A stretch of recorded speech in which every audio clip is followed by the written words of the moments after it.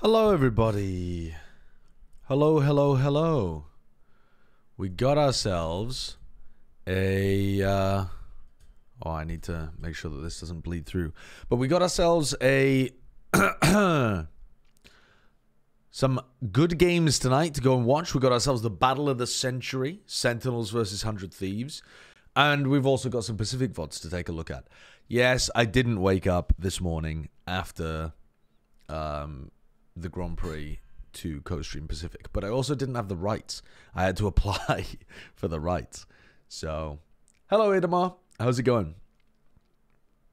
So yeah, today's game plan is to VOD review Bleed versus Talon and T1 versus Paper X, both of which should be pretty good games, and then go into the Americas co-stream. I think both of those should be fairly good games as well, actually. G2, EG, and Sentinels 100 Thieves should both be good matches. Please stop streaming. I'm midway through the Fnatic video. The Fnatic video lasts like 25 minutes. My stream is about to last fucking 10 hours. You can watch the Fnatic video. Don't worry. Time to watch the Paper X game, you little doubter. Yeah, so if we take a look at the games that I'm going to VOD review... 2-1 victory for Talon, fairly expected, but it looks like it wasn't, like, as disastrous for Bleed. I mean, that's a pretty bad half, but otherwise, yeah, let's just take a look. And then T1 Paper X, I thought T1 might be able to get the upset win here, but unfortunately, they lost despite going up 8-4 on their defense half of Lotus, with Excurate playing like a nutcase by the look of things, because Excurate is incredible on that map. They did end up losing just basically every attack side round, which is so tragic because I felt like T1's attack macro was pretty damn good last time we watched them on Lotus. So that's disappointing, and then they lost in overtime on Bind too. So by the numbers, it looks like T1 did have a chance to be able to win here, but couldn't close it out. But we'll have to see. We'll have to see. I am casting Americas this split, yeah, but I don't start for another 10 days. I hope you do a Leviathan, a fraudulent one. Nah, I mean, if we watch some more Lev games and they suck, then maybe I'll do a video about it, but for now, the game was so dull apart from the final map that I'm just gonna do the final map as a co-stream VOD. So, yeah. Itsu was not on today. That's unfortunate. Normally Itsu's playing pretty great. Something got the most robbery 2K through smoke. Huh. Okay. Code Kane, thank you for the 17 months. Alright, let's have a look then. So, the VOD for whatever reason is not linked here, so I'll have to go and find it. But yeah, we're going to watch Bleed versus Talon to begin with today. Bleed Talon. Bleed versus... How do we find the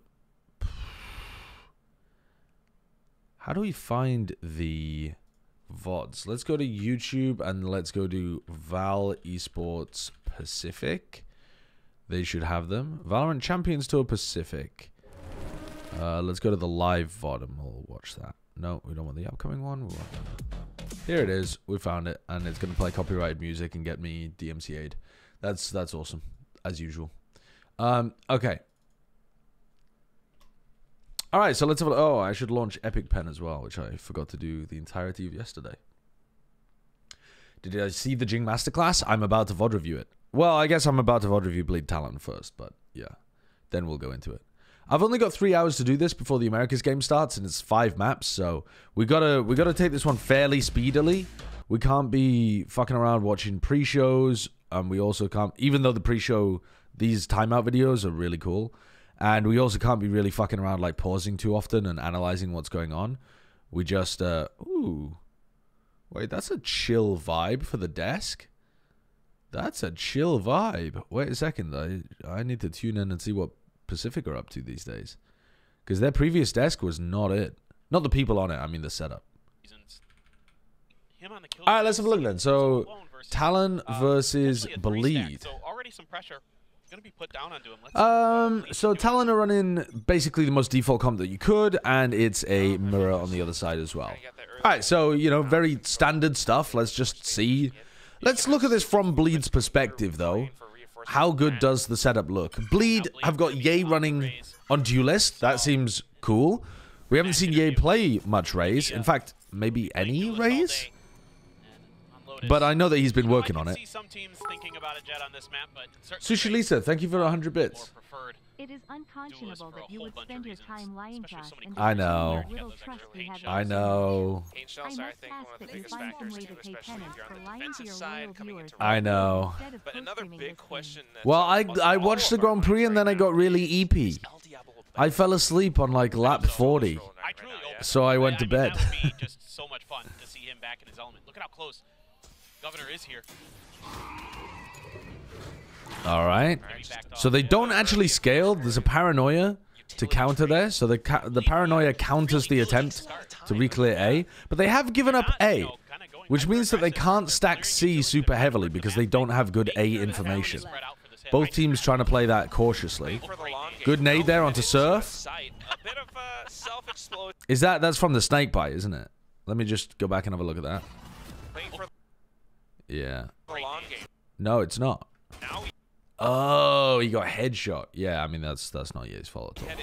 That's just a nice shot from Surf, while Surf was under a lot of pressure. Not too bad. He did get secure the kill on Surf. The rest of the team, though.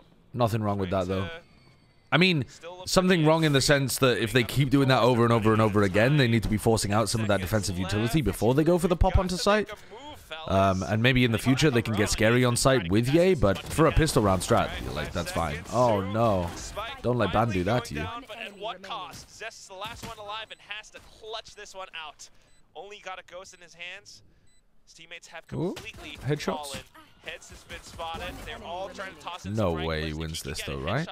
That would be it. He wins that? God damn. Okay, Zest already worth the money.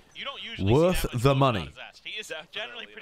Have you been watching much China? I watched some in kickoff. I didn't watch any that's been happening in the regular season so far. So they've missed the one way there for Jit Boys. That's weird. Was that deliberate for some reason? I don't think so.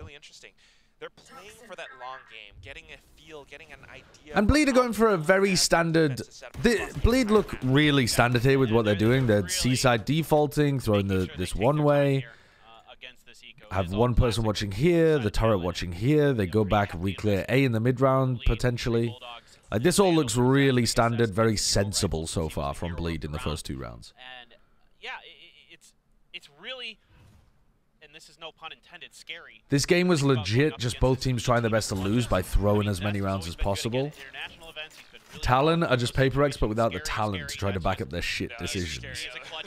Talon are definitely a very aggressive team, yeah, but, I mean, we haven't seen that so far. Did I sleep? Yeah. I slept. Slept from like 7 a.m. till 3 p.m. Alright, I'm going to skip through this because it doesn't look like there's very much danger. So we're just going to skip this one down. So Ye did not build up very close to his ultimate there. They don't have any big ults to be able to snowball with. Heavy... Nice movement. Heavy A pressure from Talon. They get Jit Boys posted. And Ban is on a very unusual off angle, but he's protecting this turret. So they're looking to go for a default here, break the turret, and then probably back off. And Ban, anticipating that, gets onto the off angle there.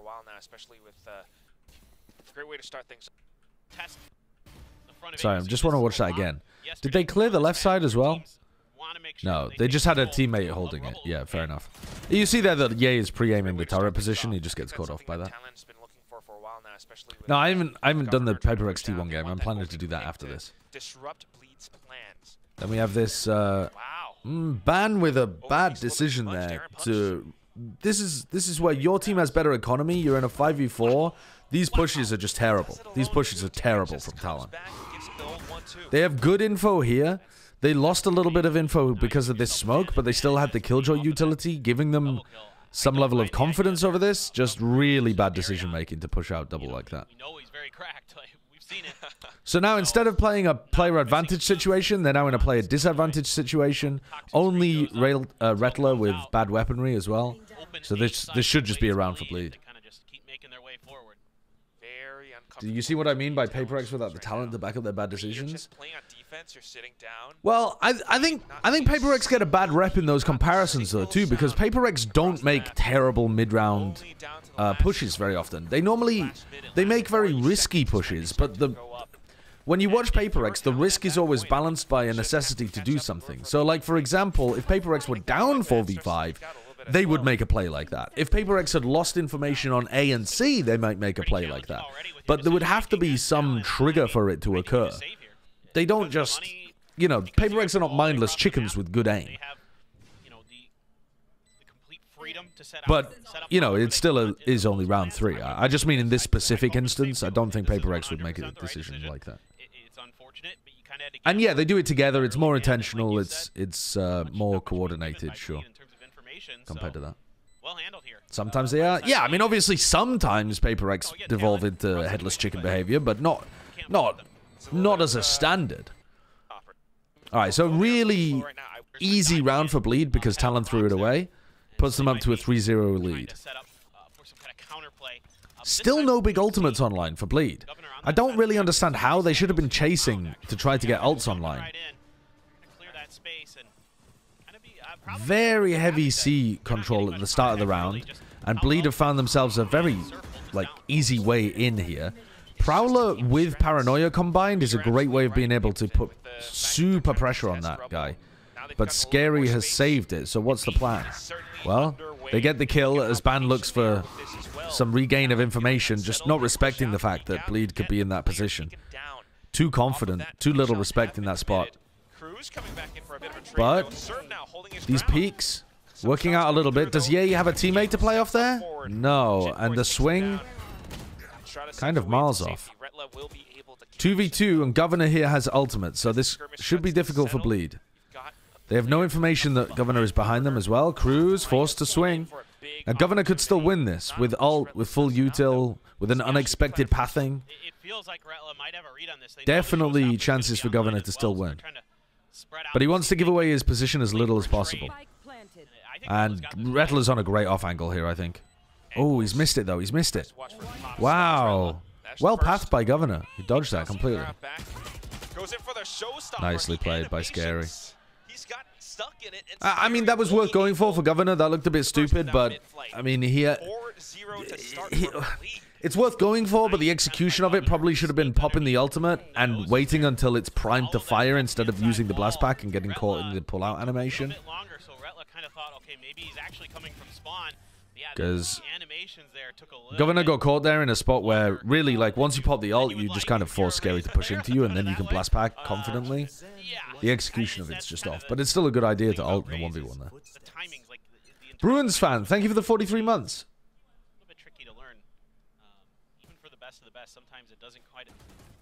And I'm just going to skip this round. It really feels like Talon are tossing some of these rounds away when they've got chances to win. Bleed just keeping things standard. So Talon are going to take a timeout heading into the rifle round. On rounds like this, I think it makes sense for Bleed to try to take control of the tempo instead. So instead of doing some kind of default, I do quite like Bleed's decision to fight heavy over A at the start of this round. The only problem is, if Talon also coming out of the timeout decide to fight really heavy over A, then Bleed might just get fucked. But Ye does have his ult to be able to work with as well. So they should be in an alright spot. But I do like the idea of running something quick just to push Talon off their game. Coming out of the timeout here. So they TP across. That's a unusual haunt position over here. Normally you would put the haunt like here or up here or something like that. But yeah, this haunt, was it supposed to go up there? Or maybe it's supposed to catch this pathing, and it's just something I haven't seen other teams do as much. Wait, what is Ye ulting on here? They know that there's a Sea's nade coming from door. This is a bad ult, and honestly not good movement either. Oh, and doesn't even clear the spot. Oh, yay. Oh no. Oh no. Yeah, that was smart stuff there from Talon. Oh no. That showstopper was coming, so they show a little bit of aggression, get it baited out, get it sent in towards Jit Boys, but he was tucked up close enough to that box that Ye couldn't really find a good angle. Oh no. Back to patience being a virtue. Talon now trying to adjust to Bleed's pace. I think that's a combination of not playing Raze enough to have great movement and not playing Raze enough to know that the Raze ult is not going to kill there onto the Omen in that spot. I mean, Scary does When he ults there, I think he thinks it's clear. He just doesn't play Raze enough to know that it doesn't have that large of a splash radius. It's not a fucking tactical nuke. For now, Bleed is still playing very, very slow, trying to work their way in towards the B site. Now it's going to be delayed by Ban with these snake bites. Wow, well timed. 20 seconds remaining. Bleed. But yeah, plays like that are not going to allow Ye to escape the Jet one-trick allegations. Or Chamber one-trick, sorry, allegations. So Plant will go down practically for free. Though I don't believe that's true. His nanoswarm setup as well. This is going to be a tough retake for Talon. Just fucking no attempt to try to break the Prowler for your teammate at all. Just holding for somebody to try to scale off the back of it. What the hell are we doing with this ultimate, Zest? What is this for? Nightfall as well makes things so difficult. Look at all those. Just because they think that's the timing that it's about to happen, but then Scary swings to try to play off the ult and dies to Cruise. This is like...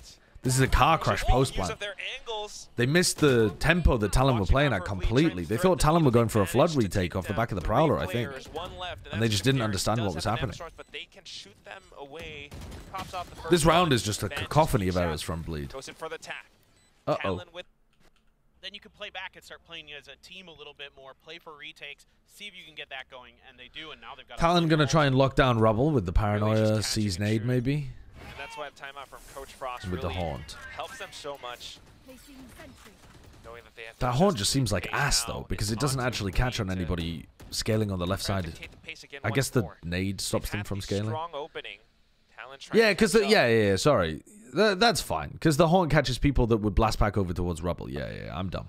Good bit of damage, good pokes. Now you've got the Viper's Pit up around C. How will Bleed adjust? You got the boom bot here. All right, so Ban's in a aggressive position, as he will often do. Wow, got a ton of damage. Yay, how? Ban's gonna have to be. That's so fucked, man. That's... Is this... Just. You got the boom bot here. They've turreted. They've pitted on top of the turret here, chat. And so what's happened is the turret at the beginning, right, takes some like contact early. They pit, I guess, off turret contact, though I wasn't really paying attention to that because we were looking over towards Rubble. And then when they boombot in, boombot activates if it touches tips with another boombot or if it sees a turret. So the boombot sees the turret, the boombot explodes, and that means that all of these guys start shooting thinking that it's a player. So Ban is able to live inside this pit while everybody else runs after a phantom player that's actually the turret. Look at this. The boombot goes along and then goes poof and like explodes, which is like, okay, there's a player there, but it's not. It's the turret, and it baits them into pushing. But unfortunately, Ban still dies. Yeah, because Ban has a Vandal inside the pit. Is that deliberate? Wait, let me go back. That's actually kind of cool if it is deliberate. What's going on here? Yeah, they pit and then they turret inside the pit. That seems like a deliberate play there. That's pretty cool. Talon trying to catch up. Or maybe it's just Ban is gonna spray off the turret contact and then it adjusts. Dude, I'm not sure here. I don't know whether that's deliberate, but it's very cool. Because the boombot activates when it sees the turret. Bit of a nightfall sent through, but it doesn't quite connect. It is kind of weird though anyway, because you would normally want your Killjoy getting info somewhere other than the Viper's Pit. Like it's a very niche use of the turret. Cruz has to play catch up. Nice play there by Jip Boys. I feel like in Pacific they hype up even the bad games like they're playing good Valorant, while in Americas they don't praise the teams like Crew and Fury as highly. I don't know. Back to a 2-on-2. Kind of have an idea of where these players might be. Another Sliggy refugee. You were killed by the Sliggy mods, huh? That's a classic. Low HP, Jit Boys deals with him, makes quick work of him. On to the next, though. Zest tucked away in the corner. Good little jump peek. Crouches. Nice clearance. X-team. All right. So 2 rounds in a row now for Talon. Bleed's economy is starting to get pressured a little. Darion wouldn't be able to buy. Going for the NRG play there from Talon. I mean, you talk about defensive aggression and being executed and coordinated well. That was quite nice. Heavy aggressive commitment there. That's like the best feeling in the world as an IGL. Actually, yeah. So now they're triple pushing down Rubble, taking control of that. It's like chess, and you're like, aha. Ban is always playing some unusual off angle. Back towards slow plays though. Bit of a delay coming out from Ban. Senses a bit of If you find out where Ban is playing, I think he's very exploitable in terms of overwhelming him with util, because he doesn't play close to cover.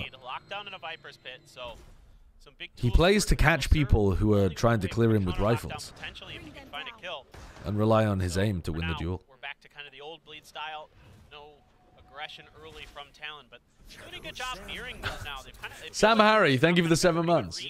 On how Bleed is using their utility to check for things to move around. Thank you for the monetary compensation for the aforementioned entertainment. Checking to see if they're going to make any pushes off that utility. If they don't, it's immediate change. So we're going over towards C here.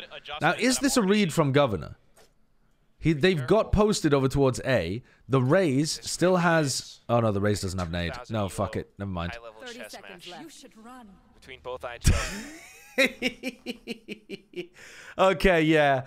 All right. Were you just priming me for that quote from the caster there?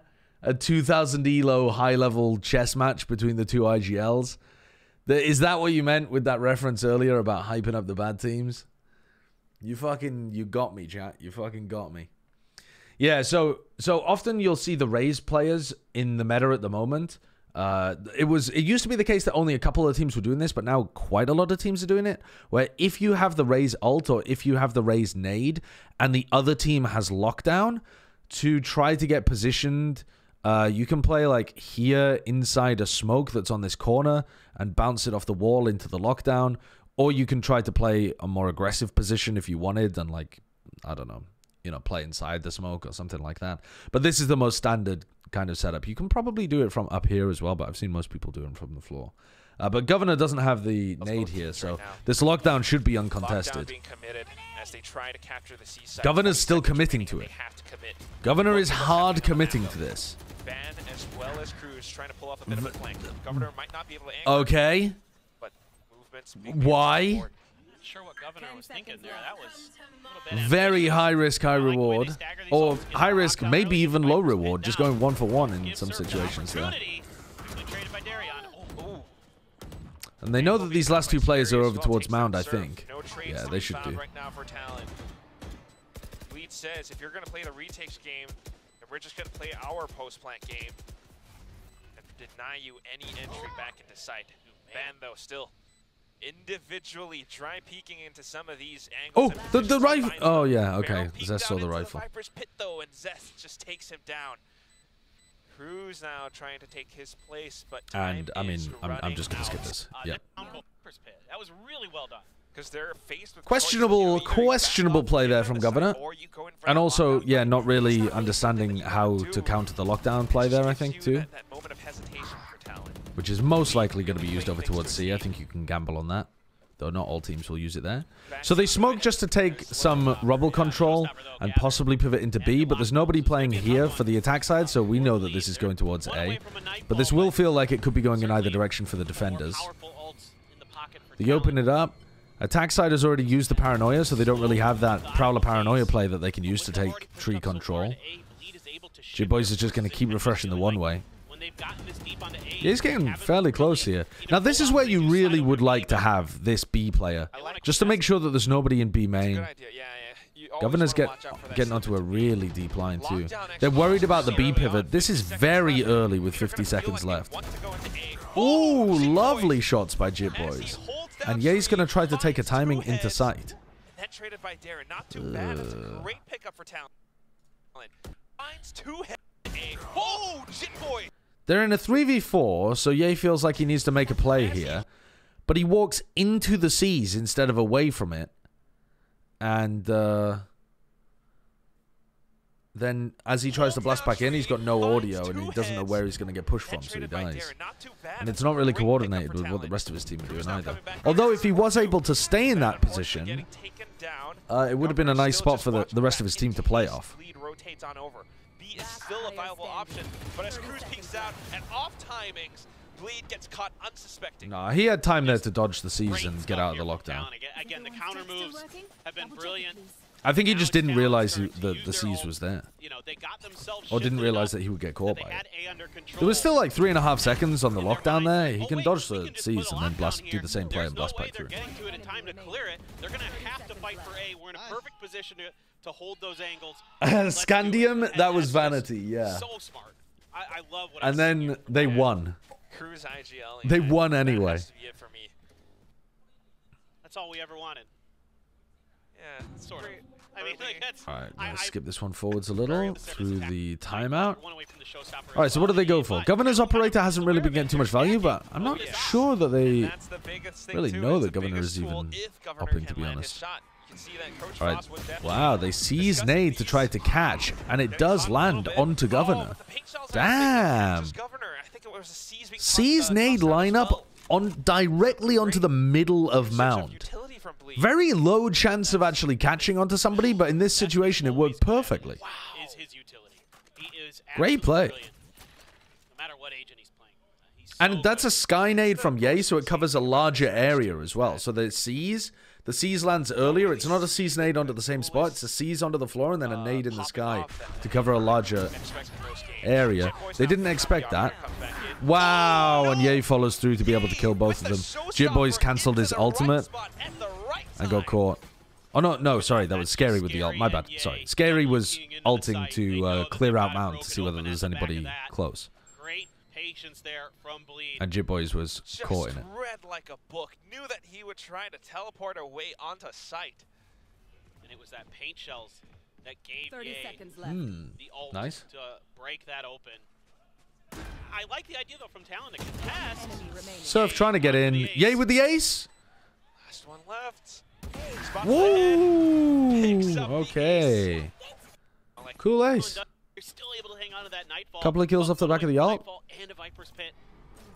Putting a bit of pressure on the Talon economy again. Still have Zest's ultimate to work with. Still going for the 3-1-1 default here, which I think is a good way of playing, especially when Talon have been putting so much early round rubble pressure. Governor ulted that round, by the way. Did he? I didn't even realize.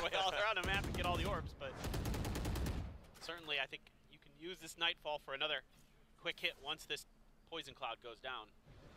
Setting up for it, Prowler.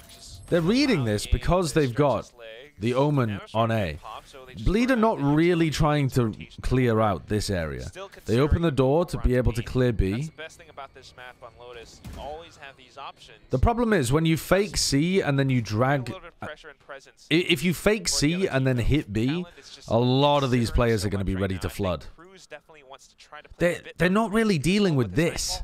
They've only dealt with this on one round out of all of their attacking rounds. They're just trying to brute force in. They're not going for a double pump here either. Or maybe they are actually. They are going for a double pump. So that... Oh, with the Nightfall combo, Nightfall Omen TP works for Talon. Dude, how many people got hit by that?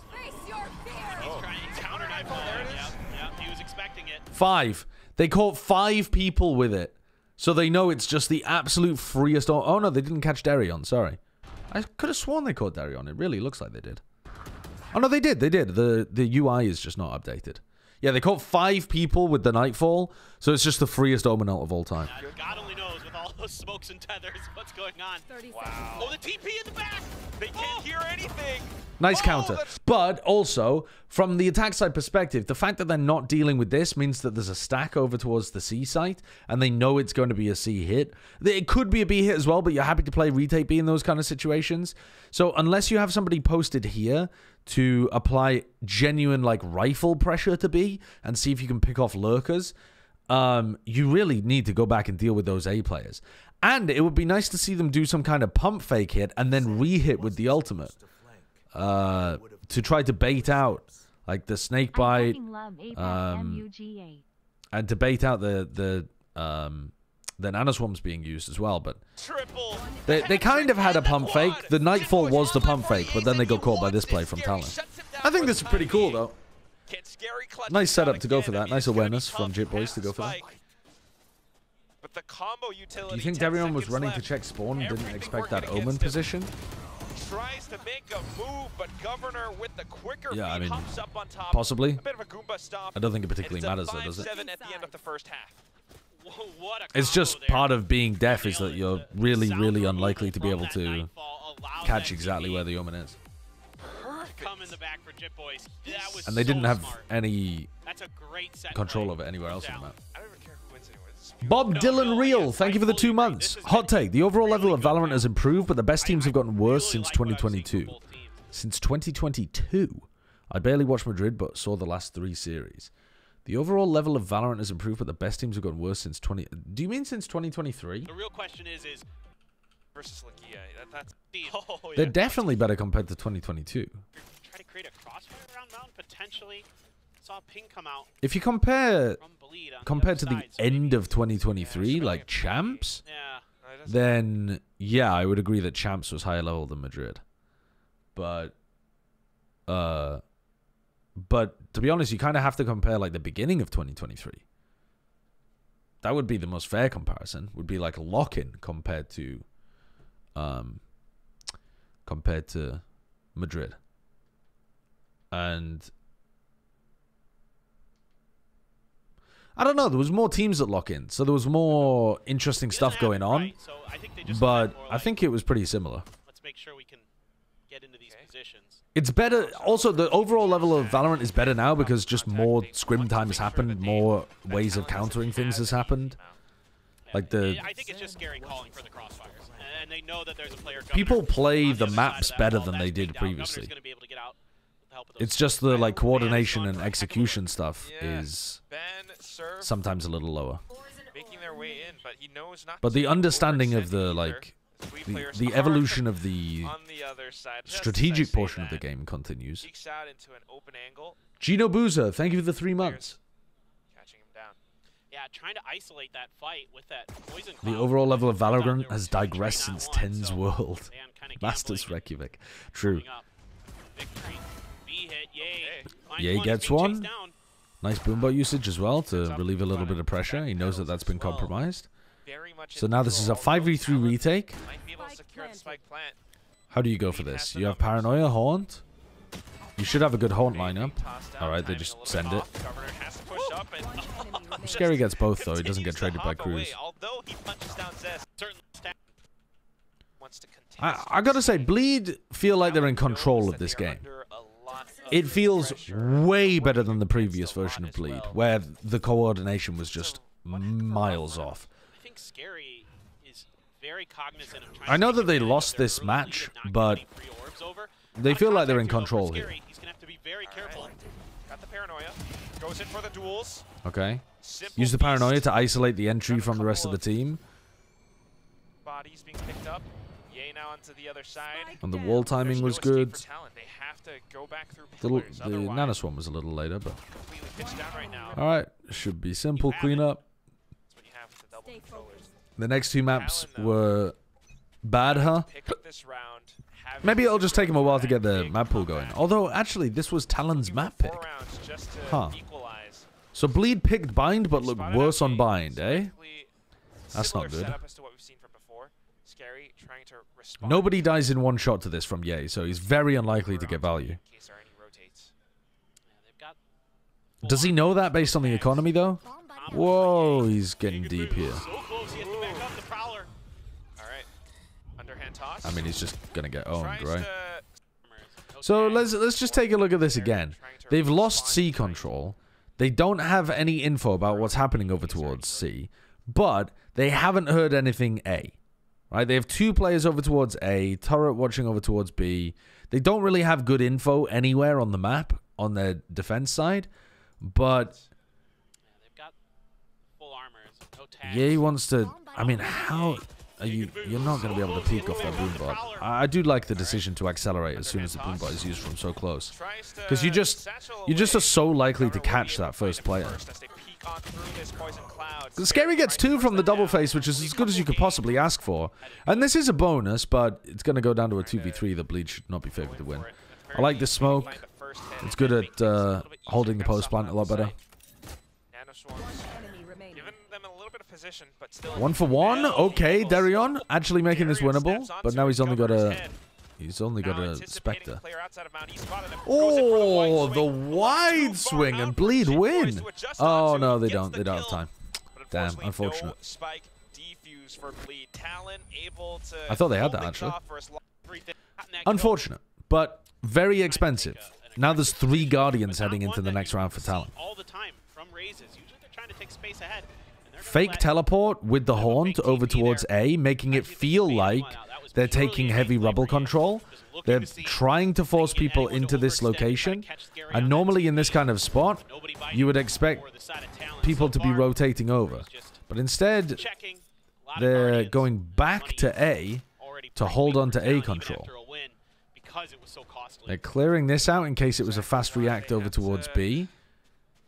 So Bleed's beginning to this round was, let's fake like we're taking heavy rubble pressure, try to prompt them into a fast C exec, but if it isn't a fast C exec, we'll go back into rubble. So trying to have their cake and eat it too, but not getting punished for it. Gets to control that much more of the map. I mean, you can actually So now it would be a good spot to post Scary up. I mean, Scary would be phenomenal posted up here. He's a great player anyway, but if you play this the other way around, so that Ye is in position over here to like take contact, throw nade, Scary swings. If Scary gets in trouble, he has his ult to be able to work with. I think I like this setup the other way around better. seeing and controlling right now. But Scary can also paranoia for Ye. Like, Ye can take contact, and then Ye can nade, Scary can paranoia. And that's what they've done. 40 seconds left now. It's still fine this way around. This position yesterday, it's got to be in your mind there as Talon. Like, that's scary. We've already given So up now some they're going space back on over Rubble. towards B. Let's maybe This think is what about Zest another was looking side. at earlier He's on. open-ish. They're in on the That's exec. watching it. The showstopper. Ooh. They gotta run. They gotta get out. Okay, a great Prowler there to make sure that he cannot chase. And then they open the door and they're trying to go over towards C. So they've inserted Governor on B. They're causing crazy chaos here. They used both smokes over towards B, but now both of the smokes are going to dissipate. There's only 10 seconds left and they've pulled the rotates towards B. The A players were coming towards B, and then the C players realize it's not C. This macro from Talon seems dreadful in this round. They made it very chaotic, but by using both of their Omen smokes over here, they made it really difficult for them to pivot into a C hit. And they didn't really have the time on the clock either. If they could have inserted Governor into this position and then, I don't know, what do? Go back to A and allow him to work through here? How does Governor get value? Like pushing Heaven off the back of a C distract? They needed another layer to that if that round was going to work, but they kind of just got lost. From them. Still some work to be done. The Odin, let's go. Odin down the spam line, trying to put pressure onto Ban. This does not look like it should go anywhere. It's a full classic eco round. It's just the predictions are kind of whatever. Yeah. It's fun to talk about, but also I feel like Scary's paranoias are coming through a little early. Like consistently early. No matter what position he's in. Maybe he's just worried because Talon are tending very aggressive. Because the money is going to be Alright. gone. So 11-6 in the lead. Ye with ult as well. Throw nade at the beginning. But alright. that's just through the wall. Out towards the orb. That's right. Lee trying to clip Talon's wings, but Talon now trying to find their freedom. Dropping spike. I'm not sure why Zest isn't using any of his utility in the early round. He's just used the Haunt now. But he didn't try to combo it at the start for more serious rubble pressure. I mean, maybe Scary was planning to go around and they were going to go for a reclear with the Paranoia Haunt in the mid-round, but they couldn't do that when Scary died. It's possible they were going for something like that, and we just can't tell because Scary died so early. This is going to end up being a C retake. All of these players are rubble. They have no information about anything elsewhere on the map. This is going to be so difficult to get a retake off. Yeah, he doesn't swing onto the angle particularly well either. This is a save, to be honest with you. I mean, Scary doesn't have very good money. You don't want to start getting these ults up. I think this is a save. As much as possible because they need as much as possible for the next up or bleed. Like giving any more. Yeah. They are working against okay, bit, though, so still very large ults online for bleed. Well. Going for the spam line over here towards Ban. Ban takes a tiny amount of chip damage. Is something that Talon has to consider. The Song of the Odin. Look at Ye. So Ye here is trying to swing off turret contact. So the turret takes contact here, and then Ye punishes. This is how Ye ended up dying in like round 3 or something. There was a combo play and the ult as well. Like, you got to think that Scary has his ult, so they might just try to, you know, take a page out of one of the other, use that knife. by the way, one of the other advantages of Ye playing in this spot is not only can he play off the turret if they decide to be default break turret, but if they decide to go C and use lockdown here, they can double up, push through, pop showstopper, clear this area out, and then open door and fight mound with the C players. So I think they've possibly got some layers to this here, Bleed. I might be overestimating them, but it looked like they had an early round idea that could pivot into the wider alt game plan idea. Scary got away. Oh, nice spam. Great spam from Zest. So now it's coming into Scary. He smokes for himself to try to play inside. Ye gets up. Ye gets the kill. Decent movement as well from Ye. Map the Nightfall in HP. Push this up now, but look at these Scary smokes all across the map. The Nightfall, the showstopper. Ye has come.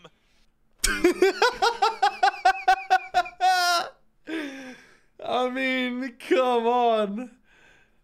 That's so funny. That's so funny. Just the phrasing of that. Are you 5? I mean, come on. That's just... Maybe it's because I'm a caster. That's just so funny to me. Just the fact that you put the pause in the sentence there. FNS looked genuinely disheveled watching this match. Look how long the pause was as well. Has to pump the brakes. Brain rot. Yeah, it really is. Faye Wild, thank you for the 4 months. Finesse looked genuinely disheveled watching this map. Why? This is not that bad. This is like very mid, but not terrible Lotus gameplay from Bleed. Talon are doing a bunch of throwing, but was he rooting for Governor and Ban? Was he rooting for the downfall of Ye? Like, why was he throwing? Why was he disheveled? This is not that bad. Just throws in a bit of a haymaker, forces Talon to block on other sides.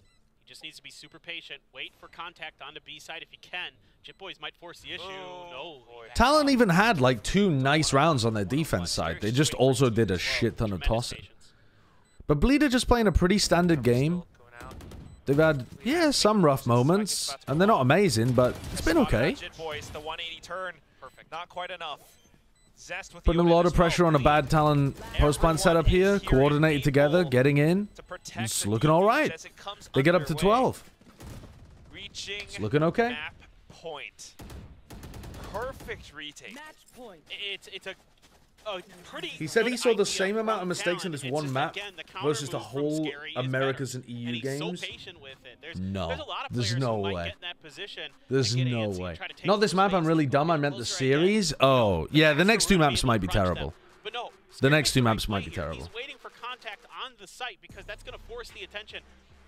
He said something along those lines. I swear, okay, I swear you guys are just misremembering what Finesse said and then reporting it to me, trying to get a rise out of me. And then I just get clickbaited everywhere saying something like, Finesse doesn't know what he's talking about. There were very reasonable gameplay was happening here.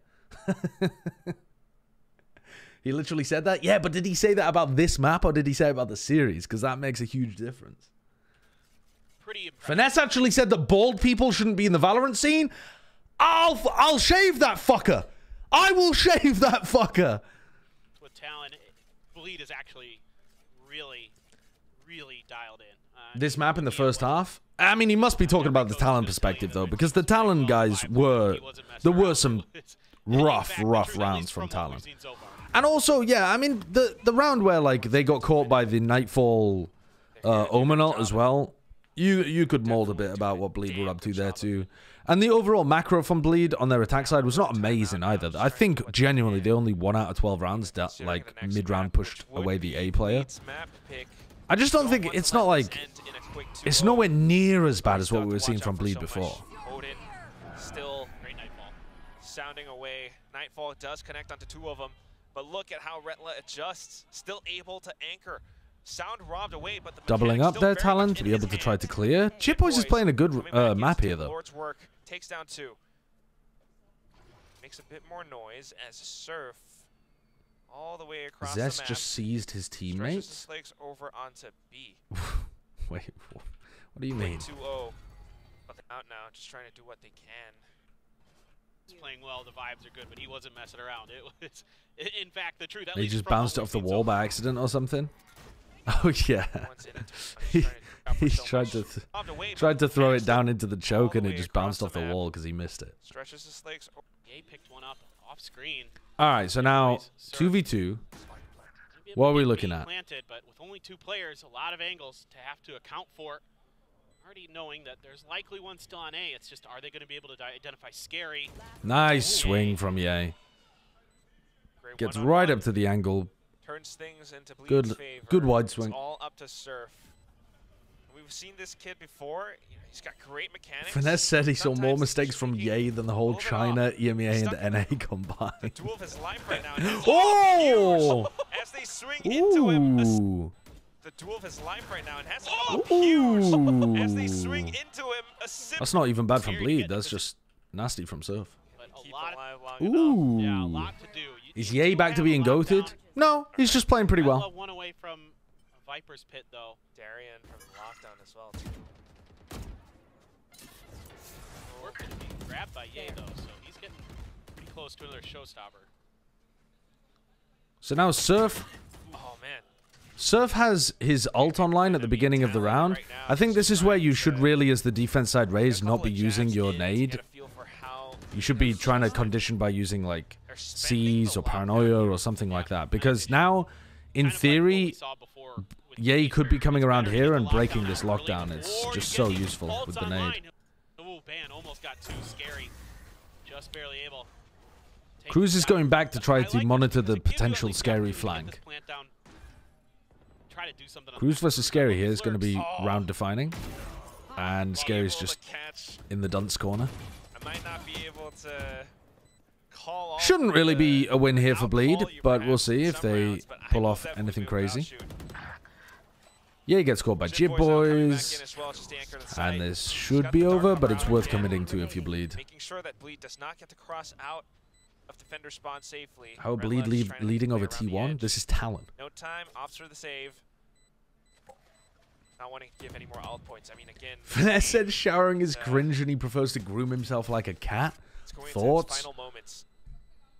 No, yeah, I mean, again, Talon is digging. I've just got images. On the back of a down, guys down, 1 away from a Viper's Pit, 2 away from a showstopper. So, Talon used a lot of big ults there. Or, I say a lot of big ults. They used their one big ult that they had access to. It's such a good name, but Yeah. They really see. is. Okay, so they're going for this mid-round reclear strat. So you play behind the wall, and then you paranoia out like this at the same time as using other utility. You drop wall and you fight. So let's see what the execution looks like from such a Bleed. good name, but Yeah, it They really throw is. the I would not be C's, nade, paranoia. surprised if Lakia calls in a timeout. That's the other thing that I'm Ban scared gets of. caught. Right now, Scary Eagle skirmish up gets front, Rock it. and Rumble, Yeah, this Yay is looking hits the pretty good. It looks a showstopper. little sloppy. Gets shut down It doesn't look there as by tight as when the Brimstone. top teams are doing it. Down to The his wall second. timing, I think, was a Surf in little one option. early. Scary low HP, but he doesn't really know where he is. Maybe it's not the wall timing was early, actually. Maybe it was that there was only one player peeking from tree. I'm not 100% on that. But something looked a little off there. He knows Like, he I has to don't pick think up the spike, normally you're but supposed to drop the wall and be without open the from game Rebel sense, players without while you're the trying to follow up on the paranoia. considerations. But yeah, that's I think that's what Bleed were trying to set up in one of the previous rounds. But okay, compare that to the previous Bleed game, which was just fucking anarchy. Nobody had a clue what the game plan was. They were all running around on different pages to each other. Zest was, Ye was getting clowned on for being bad, but he never had any help or any coordination with his team. This map, they had a good understanding of what they wanted to achieve. Their macro was at least like medium good on the attack side. They had a good range of ideas that they wanted to execute. Some of their strats had multiple layers, like an early round setup that they then would pivot into a mid-round setup. Like a lot better from Bleed. That actually looked like an Ascension team playing rather than a clown fiesta. So as long as they can keep that up for the next two maps, we're fine. And they're going to keep it up for the next two maps, right? So let's have a look at the team comps to begin with. This is a weird one, running the Breach and the Breach and the Gecko. It's unusual. Most teams are still running the Viper, but a lot of the APAC teams have run double initiator compositions before. They tend to be fast comps, though, and this doesn't look crazy fast. On the other side, we've got Harbor Viper being played. Okay. So when Talon's on the attack side, we're going to be paying particular attention to Jitboy's positioning because you have to be positioned in very particular places to smoke in Harbor Viper comps on bind. Otherwise, you end up like cutting like bad corners and cutting your team off and stuff. But they're going with this comp seems like it has more of an identity to me. With the double initiator, double smokes, they're going to want to use smokes to carve up map control, use initiator utility to exec, and Governor's going to be the tip of the spear with Cruz. Probably, well, I guess Ban actually is going to be close behind because he's generally quite aggressive, isn't he? But I am intrigued to see how Bleed decide to run this comp. Hold me. there's T1 so used much the same going comp on as here. Talon? I mean, It really is. Ye in his first They didn't game on used to. Raze ever. Now he's playing his second game. Darion, Interesting. his second game ever on Breach. First game for Zest on But yeah, I'm Gecko. not exactly sure what I mean, this is the Bleed comp very, is very intriguing. going for. I don't. The reason why I'm not as sure about the Bleed comp here is because I don't see any great synergy between the Breach and. So when you run something like Breach Sky, as a defender trying to stop that, you're just getting fucking blind, and you're just getting pushed back constantly. Whereas with the Gecko can't just. Well, the Gecko can util dump you, but the Gecko is also going to be playing more of a slower tempo because they're going to be chunking up the map and taking it with like, you know, one dizzy, get onto a better angle, pick up the dizzy, and then go back, clear another angle. It's not going to be like, I don't know, unless Zest wants to play it like a mad util dumper agent where they just throw everything out all at once, kind of like how Something would play it. But that's unusual, and I wouldn't expect that from Zest. So that's why I'm just not as convinced on the identity of Bleed's team comp, but it's not too wild. He's probably going to be pretty comfortable. Kind of Have you seen the Comic-Con Madrid video? No, I haven't actually. chunk of damage. Maybe I'll watch it like between the games in Americas today. Alright, so they go for a Showers Crunch, but it's only Zest. Zest uses Dizzy, but he doesn't use Wingman Dizzy, work out. if you're on your own in that kind of spot and you really want to make the play happen and not just get stuck in the teleporter, I think you've got a wingman dizzy combo. Because otherwise, you ain't getting out of there alive. He was also way late. Are we waiting here till Tarek comes? What the fuck? What the fuck? First few shots, Cruz with the frenzy will be able to make quick work of him. First time chatter roasting me for not being as big as Tarek? One paint shells refreshed. Not quite in prime spot. Crazy behavior. Utility, though, still falls over to Crazy Boys. behavior. Now down to the 1-on-2. All right. Darian So yeah, Bleed fucking up their showers crunch. off of Beal. Not only was Zest too late, he didn't use the right utility to get out, I think, and he also didn't have a teammate to play with him. So if the showers crunch was the game plan at the beginning of the round, they fucked up not having people with Zest. And if the showers crunch was an adaptation, an audible that Zest decided to go for, he should have been earlier, and he should have been trying to use the wingman dizzy combo, I think. That means you're becoming more mainstream because they mentioned you and Tarek in the same sentence. Yeah. You know you're getting more mainstream when you get clipped by the Valo React channels on YouTube. Sideshow said this about Monyet and Jing. First round. Much seriously. Really not a big deal. I'm just gonna skip this one. Let's watch what they do here on the. Like, get back in. So many of them. If he has to, he can always go to the teleporter. Sideshow called my mum a what? A lovely woman. And then I left 50 quid on the bedside cabinet. Cut them down at their torso. Retla. Yeah, why not? Let's just make use of the gun that they gave us. I mean, you can consider. I mean, I can't. Yeah, I was thinking about Well, it. you can't team me up for something like that and expect me to ignore it. Might as well go for the upgrade on the rifle anyway. But 3 Bulldogs carried over perfectly fine.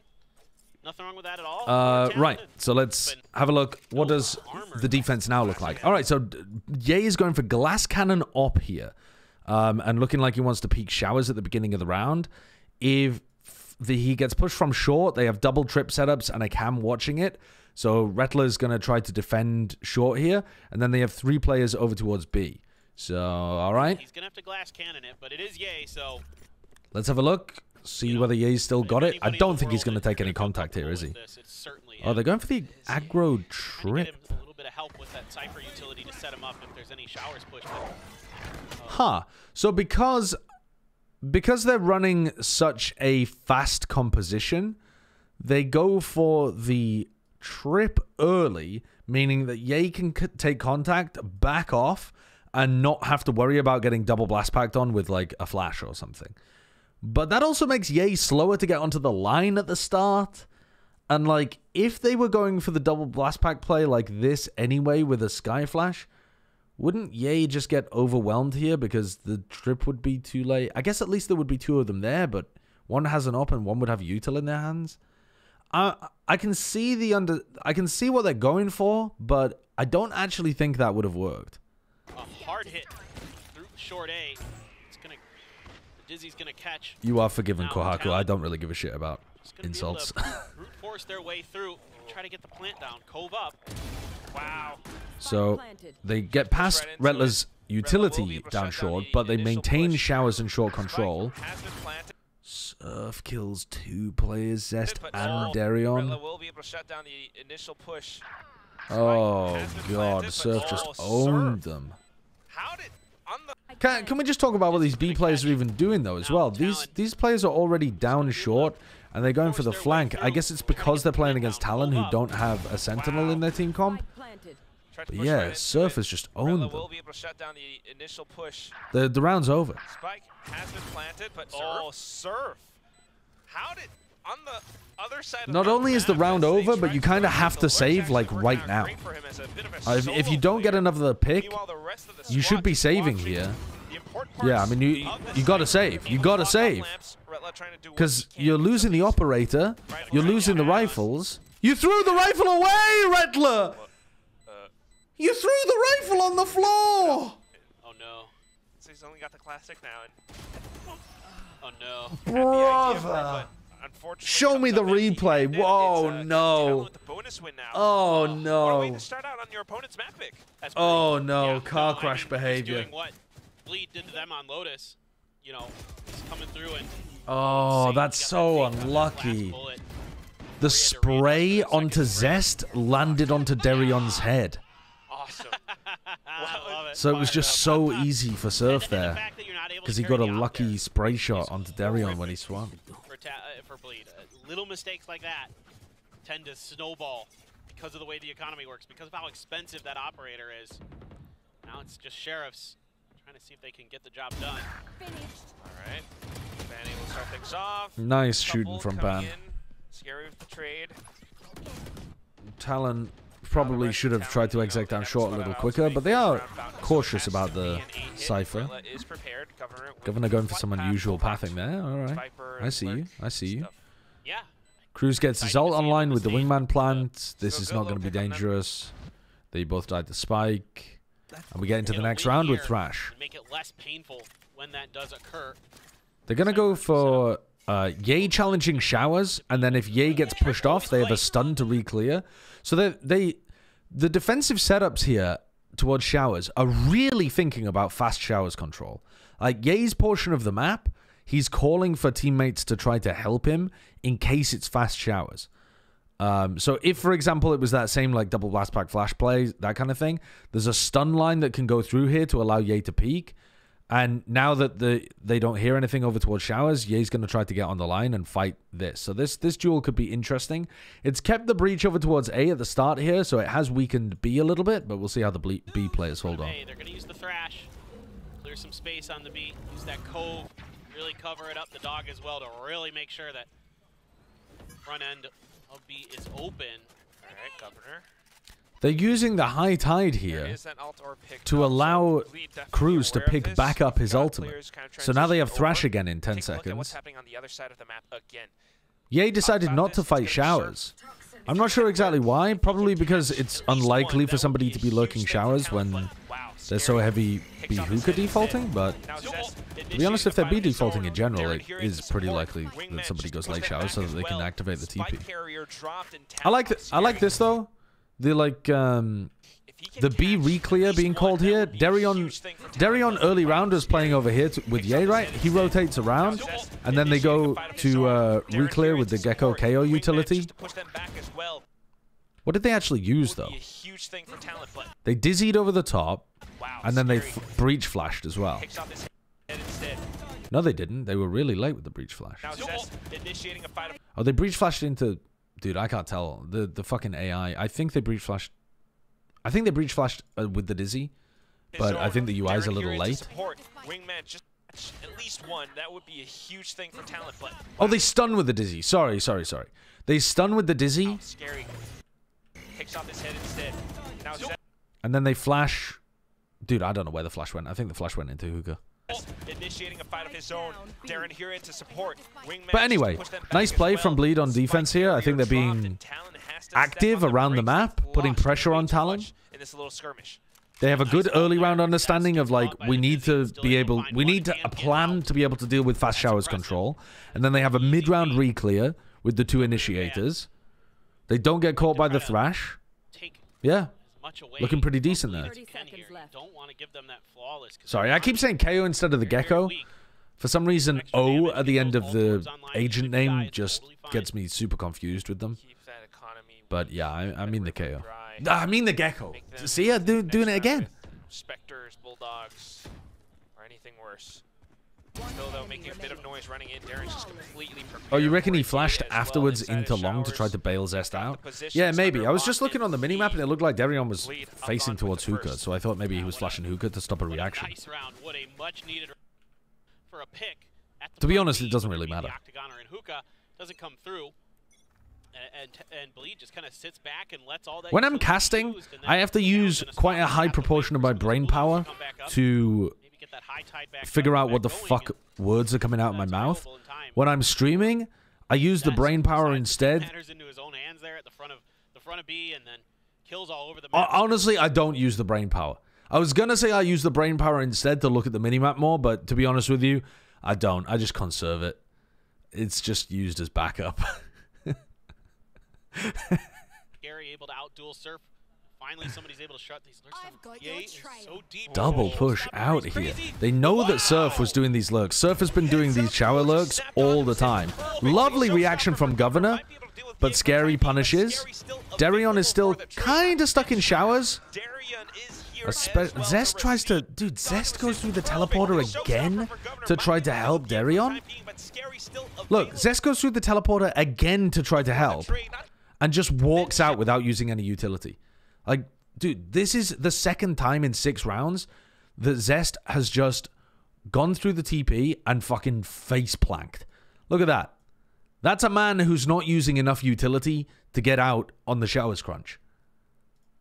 He thinks it's empty because they've gone for a short react. In Zest's head, they were doing a 4-1 attack side round, and so Darion's going to get pushed from the front, not the back. But he doesn't even try to use a Dizzy to make sure that they haven't sent somebody this way, which I think that's a mistake. Darion is here as well to receive. He's caught towards the front and the back, but he flips over at the right time. Ben able to take him down. Anyway, 2v2. Still chances for Bleed to win this. Spike still down. The rest of the Bleed players in and available. Mosh lineup. But we've got some lineups coming in from Talon. I don't know how long that can very passive post-plant positions, though, from Ban and Cruz. Mosh pit has been sent over. Flushed out of position. Retler gets the weak player ban. Jump spots. Scary gets off. Nope. Okay. I thought Scary was going to get off to once he got half to try to fight, but Retler. Scary had full faith in him. Excellent. Got this comfortably. All right. Huge amount of ultimates for Bleed. I love how you point out something. So early round, we've got the trip, stun off the trip contact in case it's a fast short play to try to buy time for the rotates to come through. They're definitely thinking about early round aggression. Down comfortably. And they've got Ye with his operator peeking on B long. They've also got Zest to try to bail him out. And now Zest can go and help Scary. Ooh, they are fast into backside though. That completely caught Scary off guard. Meanwhile, Ye ulted. Where did Ye just ult?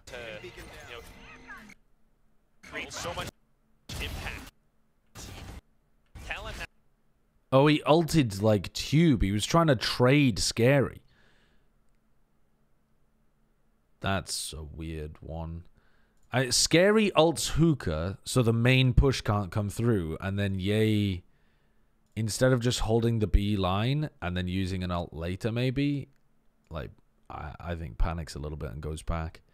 I think Zest should be able to help Scary there.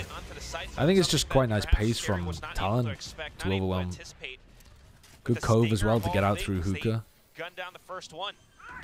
Now, along with the high tides, they've got a lot more Breach cover. ultimate. Spike trying to go down. Darren sends out the Rolling Thunder. Oh, the cove there is so good for Talon. Allows them to stay all inside of it and play like a triple swing. The defensive protocols there seemed real weird for Bleed.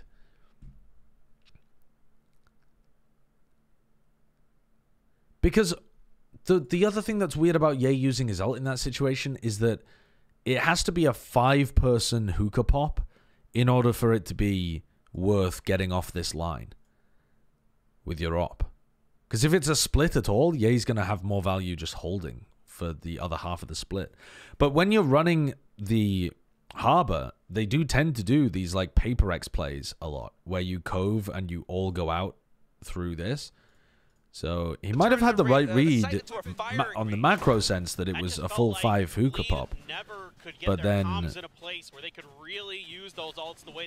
ulted at the same time as Scary and couldn't really do anything. No, I didn't watch the T1 Paper X game yet. This game happened chronologically before. In the garden with an op. Reddit made it out to be a comp issue? What? For Bleed? Dude, anybody saying comp issue in this meta anyone saying comp issue in this meta has got to have a really good reason to justify it. Because there are so many comps that you can make work on so many maps. There's like, if you're at the very, very top level, then okay, we can have a serious discussion about whether you're using like the most optimal meta comp. But at this kind of level, like, you can run all sorts of shit right now in the meta. You could run this bleed comp and win, for sure. Oh, stopper. Wait till Icebox. But instead, it was just nobody don't on Bleed start. really able to coordinate, really to play together. Why would you not make Riddler play Viper? A lot of those fights really I mean, nicely. oh my god. Similar plan on a different site this time around. It's going to be Governor with a judge. But guess what? It's a bit of a fake as well. The rest of the squad headed towards Hookah. Redla still on the B side. I actually don't. I don't really think that Riddler playing Viper would be better here. I think that would be a worse composition. Over the attention coming in from Surf. And then the teleport. It was all a ruse, Bleed. What you going to do now? It would weaken what they were doing with their defense side in terms of their setups. They can be much more free with Ye and Darion's positioning with the Cypher in the mix. And then on the attack side, they're going to probably want to play like faster exec style with the Breach KO. Which I think the Cypher's good for because it gives you that peace of mind behind you. And the Cypher can scale really aggressively. You're not really getting value out of the Viper because you're not playing slower rounds. Corner, elbow, shoulder exposed. Easy shot for Governor. Scary down to 9 HP. That ult was wasted. NA teams always just play the boring metacomps and it works for them. As much as we were I think that's a bit... well thought out play on Lotus, I don't think that's true. The NA teams are not all playing meta comps right now, and also the NA teams that are playing meta comps are like inventing the meta, if you want to talk about like Sentinels. Or at least not, even if they're not inventing it, they're like popularizing it or proving that it is the meta comp. Talking about how if you are going to be a great team, you have to beat your opponents on. Yeah. Love the crew Bleed. Trying to stay on top of things, I think, is really what it is. It was a Bleed timeout. They're just trying to get an idea of how Bleed might want to turn things around. Actually going in for a game plan of their own. You've got the High Tides, you've got the Trailblazer. One of the big problems for Bleed in this defense side is that Talon are not going for fast early round execs, and Bleed were definitely expecting that in the first like 6 rounds, 7 rounds. And then once things slow down a little bit like this, Bleed's composition wants to try to find a spot to reclear with its initiator utility, and they're either not finding that opportunity or Talon are execing before they can find that, and then Bleed's comp is not very good at stopping the exec. Repositioned. Bleed's comp is either fairly good early round, I think, at halting you with the Breach util if they find the right area of the map that you were going. Try too much, you might just lose his head. Or it's good at going for the reclears, and they should be able to defend against the execs better than they are, but they just don't look very good at, like, they don't look like they have very good defensive setups against the execs. Their crossfires and their ways of playing off each other are not very good over towards B. Able to burst him down. I suggest you move. There goes the reckoning here. And a ban. All right. You're saying all of the Americas teams are NA because it's in LA? Yeah, I consider Bleed to be a Korean team. Good shot from Ye. Oh no. Still though, site has been captured, and then all of the German teams though, I feel like, are playing some really interesting compositions. Up to this, and they also have to try to work together on it. Ye doesn't have that much left. I mean, Scary could just we only have German, Korean, US, and Chinese teams. Now that Spike's down, okay, actually just... Would you kill Wingman in real life? Sliggy would choke it to death. I said that's animal abuse, then he banned me. I mean, yeah, that's definitely animal abuse. Sliggy's banning you because he doesn't want to be exposed. But he should really be reported for that. And just out-timed the Talon players. Jitboys has his work cut out. Also, if you were going to kill Wingman, wouldn't you just want to squeeze his head? I feel like Wingman has a very, like, cute head that you would just want to squeeze, like, until it pops. As good as that was, in a way, for Bleed. You know when something's so cute that you just want to squeeze it? For sure. The end here, Scary has to come full stomping, and that just allows Jitboys to isolate these fights. He just waits. He hears those foot stomping up that ramp, can hold the angle, and that's not really the spot where you want to get caught. All right, so rifles back for Bleed. Let's have a look. They have big ultimates here for Talon. Raise ult, Thrash. Difficult to get, difficult for Bleed to stop. It's looking like it should be a retake setup here. Ye was on top of the box there, trying to get a punish onto Governor. So they have a... Again, Bleed are actually thinking... I know that they're 7-2 down, but I'm so much more impressed with this version of Bleed than the previous one. Like, the bar wasn't even in the floor, chat. The bar was buried 6 feet under. The bar was looking like it was about to bludgeon Ye's career to death. And this version of Bleed is actually thinking. They have a trip to stop the Raze ult from coming through. Ye is on top of triple, looking to try to capitalize off that. Or even if they break this and exec, Ye's on an off angle where it's really difficult to get the punish. As soon as that comes through and they lose Shower's control, he gives it up so he doesn't get punished from that. Like, they're going through the motions of what a competent team would do. They give up the site because it's really difficult to play against these double ults that are online. There's still going to be another Thrash here that makes the post plant very potent for Talon. So this is still going to be very difficult for Bleed. They have a double retake happening here, coming from behind. Bleed now in for the big retake. Talon are thinking about it. They Thrash. So the second version of the Thrash, not used for post plant actually. Wow, great awareness there from Zest. They stun with the Dizzy. Very nice. Jitboys almost got the kill with the Shorty, but yeah, Bleed doing a great job on the flank here. The coordination between Darion and Zest is nice. Wingman onto the defuse. Molly to try to put the pressure on. Darion gets caught by that, but Scary's there. Nice stuff. And Scary's not going to get caught by that. He had tons of time to work with.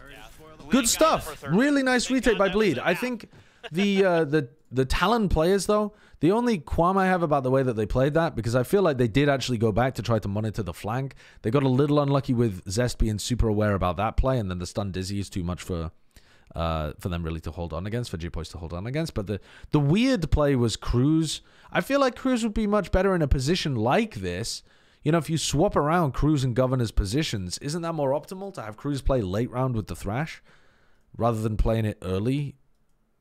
I mean, he just sent it into pipes where it got broken and didn't get any value out of it. Seems really weird. Get that there. Good trades. But either way, well played by Bleed. Scary hits an absolutely nasty shot over that box. That's, like you mentioned, just barely. You like Ye and hate 10s? Good job, guys. I'm rooting for the comeback for Ye, honestly. I don't think it's he's ever going to be the top level player that he was, but I think he was maligned by Cloud9. I think he got fucked over, and that doesn't sit well with me. They flashed to try to punish somebody that would be playing for the ult orb because they've got Scary and Ye one away from ult. So Talon are looking to try to punish that. They're actually playing for both ult orbs on both sides of the map here. So this is where the macro fights are going to happen at the beginning of this round. Ye's playing passively over towards Showers because he doesn't have the breach to play with. They do have the breach over here towards B long. Some up close and personal utility to try to get advantages. And we've seen Zest is just being confident here. Not big on that Dizzy usage. Isn't that going to be really difficult to re-clear or to pick back up? But at the very least, I mean, yeah, they're going to go for a double walk down, and Governor could well get caught here. They can back this up. They can actually go and retrieve the Dizzy as well. I think it would be a mistake for Zest not to have picked up the Dizzy there. I can't tell whether he did or not, though. Trip. They should be able to...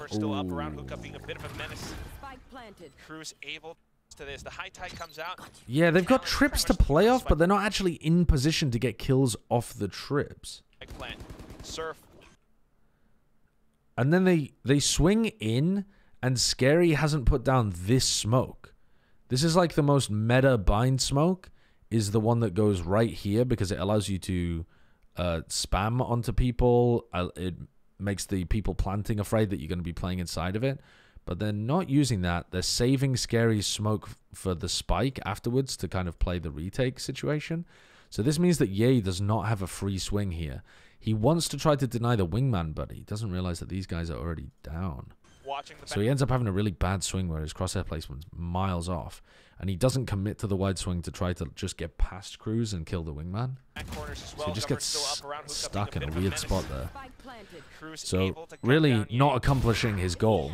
And Governor taking the most aggressive option he possibly could. Zest also did not pick up his Dizzy, which I think is a pretty big mistake because he would have had it available now.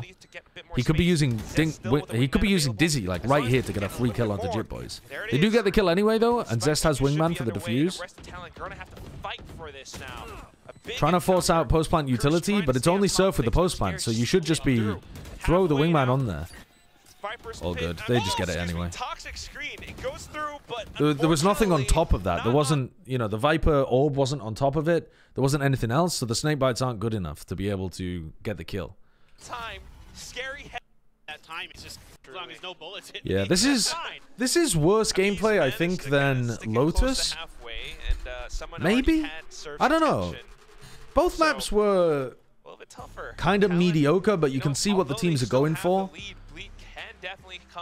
They're thinking, they're trying. They're just, yeah, making a combination of macro and micro mistakes that are... But it's not the worst gameplay I've ever seen.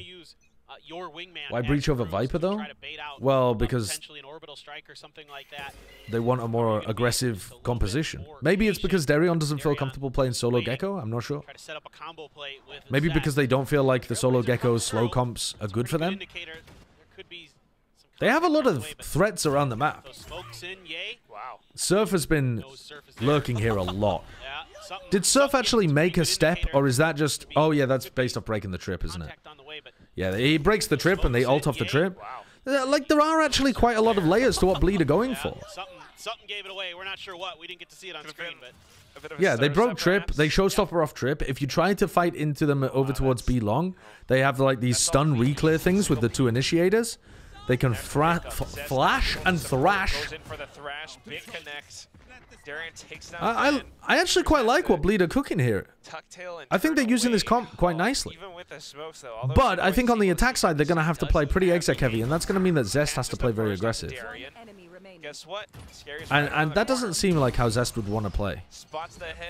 I feel like Zest is going to have to play like util dump in order to synergize with the breach.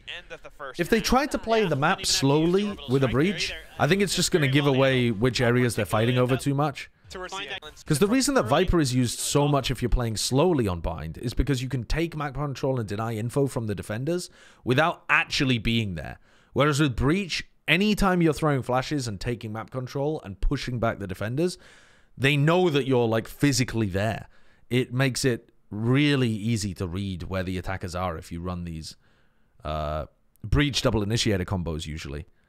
But if you run them as hard exec comps, they can work.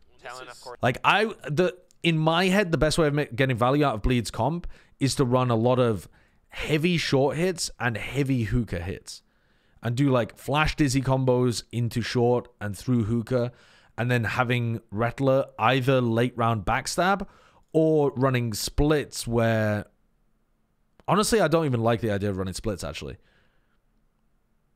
Yeah, either a late backstab, or if you know that they're not fighting on the extremities, you can get a little more aggressive. Of course, looking to shut that down. Yeah, this is where I think this comp should really... Why they ain't playing Viper, bro?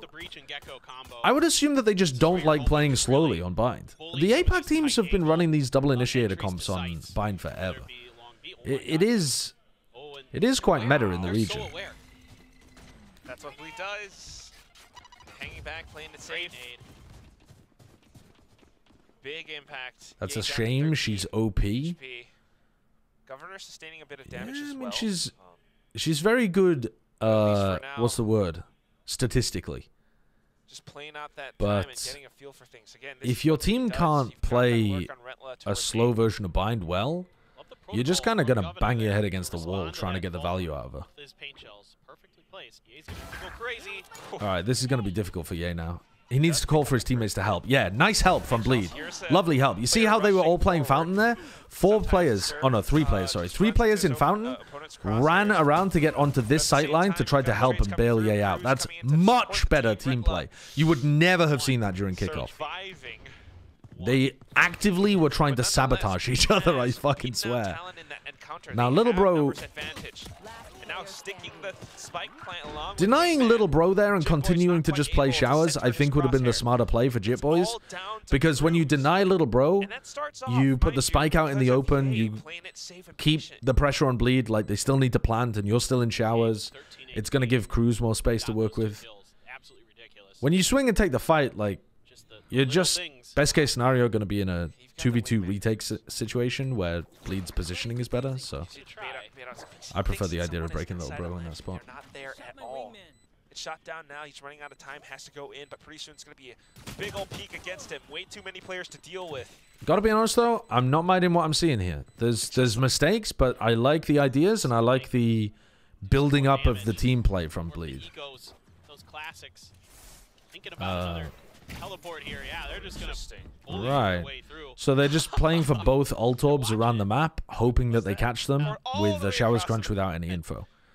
Mess around with They're gonna go into the stack here though.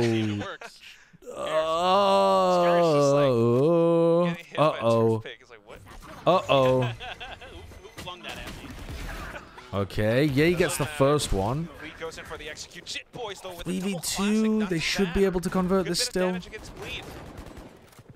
This high tide is quite nice, actually. This is going to put a lot of pressure on Bleed. Oh, good molly, good molly. That's going to buy time for the high tide to go down as well. They still cascade, though. The cascade is good. The harbor utility here is really nice. It's putting a lot of squeeze on Bleed. They need to tap, though, here. They need to tap for Jit Boys to make the play. Yeah, they don't tap, so now Jit Boys gets 1 for free, but not going to be able to get any more. Another little double up play from Bleed. They're starting to cook. They're getting there. They're getting there. How over is it for Bleed right now? Not that over. Definitely heading in the right direction.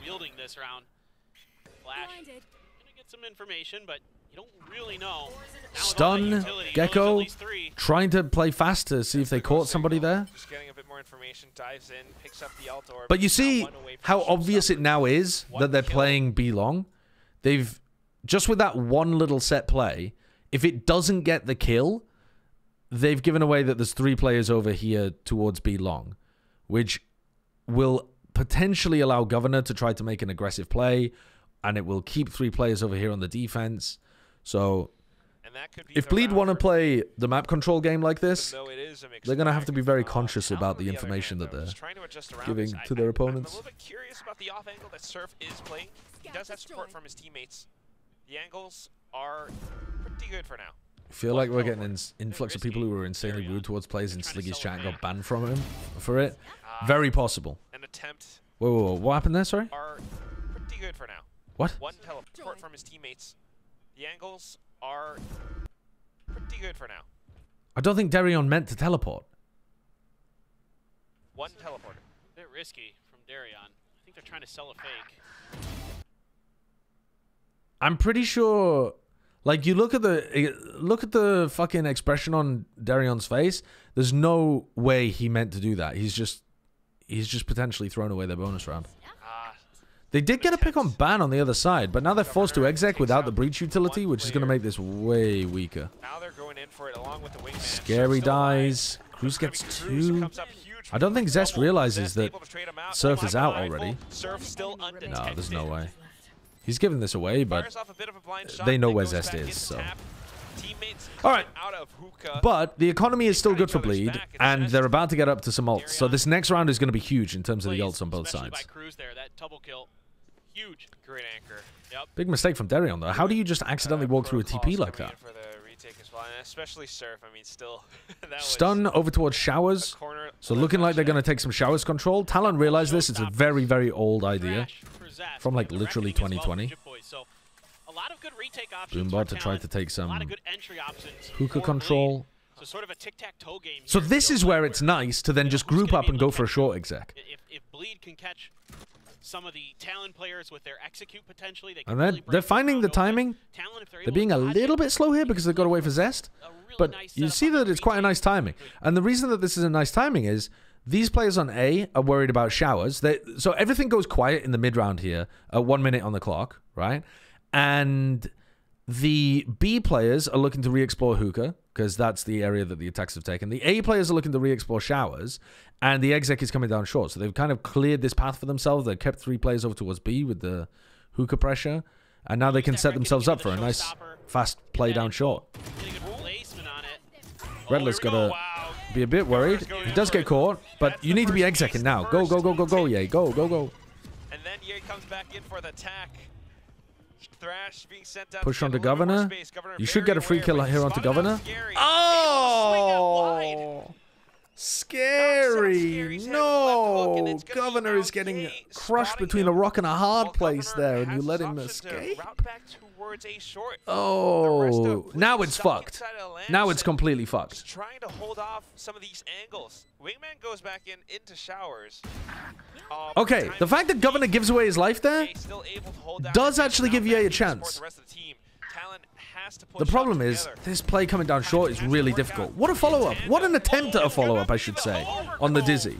Nice try there, but they kind of fucked the round up earlier when they used 2 ults and they still couldn't get the kill on Governor. Coming in, Talon with a 9-7. Stopper Yeah, from Governor Ye. just finessed him Great there. start for Governor. He had a Yeah, nice punish onto Rettler, but yeah, ideally there, Rettler should be playing slower than that. Like I said, Rettler needs to play slow backstab in showers in situations like that. He should realize that they're going to be very aware of showers because of the stun coming through at the beginning of the round. So he needs to be playing slow showers while the rest of his team plays fast short. And they just fucked it up a little bit. Rettler was too early through showers, and then when the pinch came through, they were a little slow on the short. Like, as soon as Governor goes for that play, they should be execing too. But they were just a bit slow on the execution, and Not the end of the world. then they couldn't get the But kill what on Governor hurts is that either you've because got Scary this front play beefed. with the So, showstopper from Ye. again, You've got nice Scary on the other ideas, side, outside of showers, and sloppy Scary in a execution, rare but moment of the kind of stuff that I would do expect to not get see tighter that over time very for Bleed. often. That cost them that round.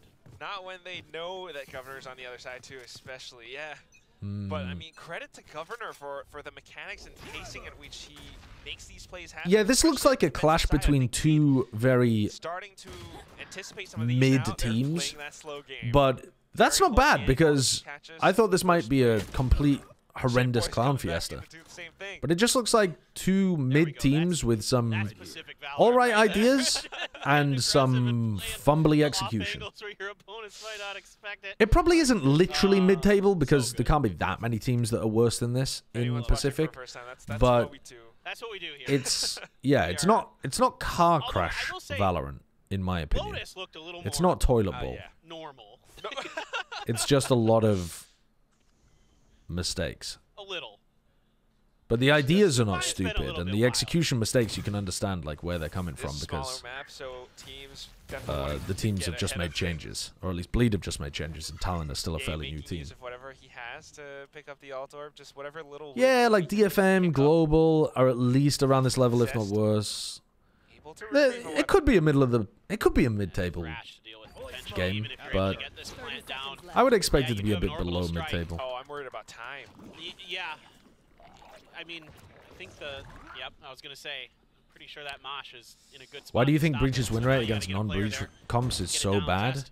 Gonna be Johnny on the spot to make the Because Yeah. Got Mosh, Breach you got relies on a orbital lot of strike, you got coordinating incendiary, things Molly, together, Scary, and and know if he you has coordinate so things together, you give Talon away get a ahead lot it. of They're pushing information. up front. So Surf with the heads up unless you north, he's catch gonna pick people up in first. On to every the one of next. your plays as Zest Breach, with that rifle is gone now. it's quite easy to play around. Actually, There's a lot of danger with it, but Scary once you wasn't navigate the able to danger, play if you don't get himself, literally just kills one with the save Breach until we further utility, round. if you Retlet get goes map further control in with it, just to it's very easy to play the drop some macro guns against a Breach team. away even more, but regardless, a pickup for Talon. And also, if your opponents don't give you good, it's pretty like easy with- when you get onto the defense side with a Breach, if your opponents don't give you good timing to use the Breach utility, like for example, if they're contacting around, if you don't have Sentinel utility to play off, if you play off another player's contact but they die as they take contact, if any of these 3 things happen, you're just fucked. You don't have good timings to be able to use it. Otherwise, what are you doing? They're contacting into you, making no noise, and you just like, let's send it, just in case they're there. That's just playing hope Valorant at that point. You've got good So placements to make sure that the plant the weaknesses of the breach comps do tend to outweigh the positives, generally speaking. In that scenario, no real hope to even But find a good opportunity for an orbital strike. but I don't hate it when teams try it. Like I don't think you can say at the very beginning of the year, you must never run a breach comp. Its non-mirror win rates are simply too low. Does not want to give Yeah, when we get any deeper legs through the in this season race. and people have worked on their own identities a bit more, then we can start refining that stuff. But it's the beginning of the year. Teams are going to be experimenting. They're going to figure it out. They're over on A. Well, ban ate a lot of that flash, but Play a Sova to tell you that no they're one's there. to punish it. Well, yeah, you can didn't use see breach that. utility Yeah, no off harm, no other foul. initiator utility, but None then of you're us running saw it. two people in the same spot just to do the... Oh, wow. You know, you end up still having similar weaknesses. For example, Sova utility only gets you information for a certain period of time. You recon and it only gives you information for like, what, 3 seconds? You drone, again, only gives you information for like 4 seconds. It's not like having Sentinel util. It's not like having... Ooh, ban! Wait, let's see what actually is happening here with this exec, though. So this is a 3-2 exec. So this is where you want to... If you're running splits like this, this is where you need to see Rettler using cages to get out into very aggressive positions with Ye. Like, Rettler should not be baiting in this spot. Rettler should be playing with Ye really aggro like Meteor does for Gen G. But one of the problems here, I think, is that all the initiator utilities are going to be coming down short, and the people that want to scale off it are coming from showers. So that's going to be tough to sync up. Rettler, though, does get the opening kill. Ye gets deep. Rettler doesn't scale with Ye. Yeah, that's just a mistake from Rettler. Rettler should be getting deep in that situation.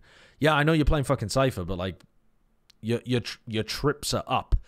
Get in there. Get stuck in, kid. Rettler should be trading out Ye in backside here. Comes back in for a bit of a trade. And then Darion just runs forward trying to flash peek Rettler into backside because their spacing was bad on the like initial play.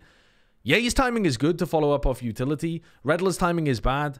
Then because Rettler's timing is bad, then Darion, I don't know, feels like he needs to flash peek himself with Rettler to try to coordinate something. Darion could have played that more chill and just flashed for Rettler.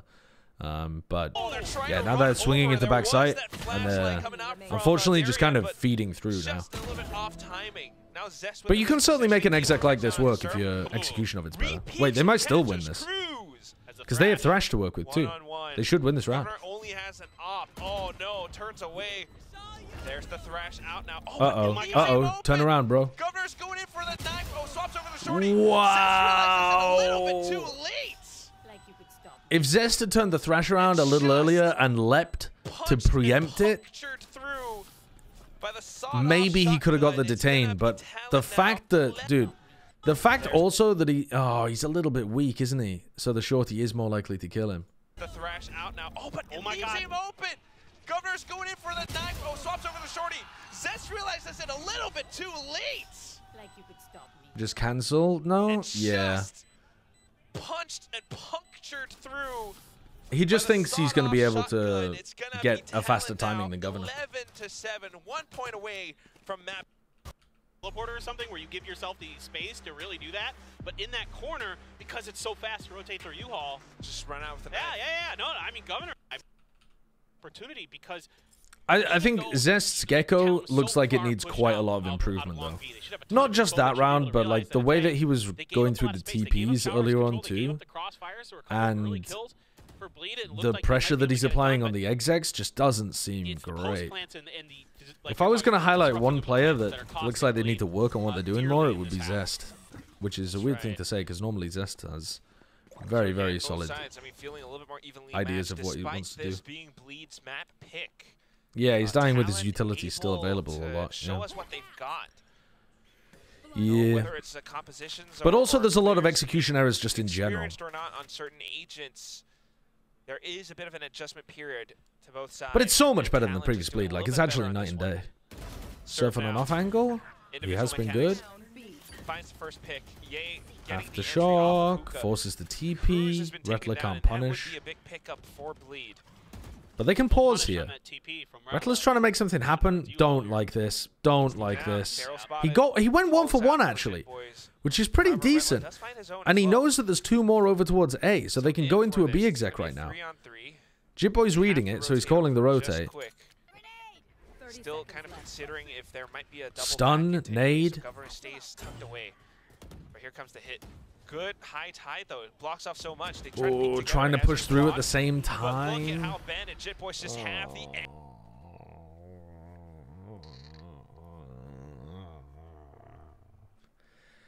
Oh boy. I mean, Jitboys does a great job in this round of realizing that. I mean, Jitboys wins the round for them because he realizes that Rettler saw 2 on A, so they're going to go into a B exec. So he starts rotating early, throws this nice high tide, and it forces the error out of bleed. But, yeah, the on-the-fly call there to go for the swing. They didn't even wait until Ye was ready. I don't know whether that's Ye not coming in or whether Bleed, like Scary and Darion, didn't think about it, but either way, even in that spot, trying to triple swing through there, you have no idea where the defenders are going to be placed. Your crosshair placement's always going to be bad. That just looks real rough to try to triple swing. You're slowed. And Ye also comes out a little bit late himself. So they're not really able to kind of mentally realize that somebody had tucked themselves into that cubby either. And it's things like that. I think the lurk play from Rettler, though, is also bad. I think the decision to go and walk down short there was just a bad decision in general from Rettler, because they got themselves into a player advantage spot where the defenders had just used Seekers.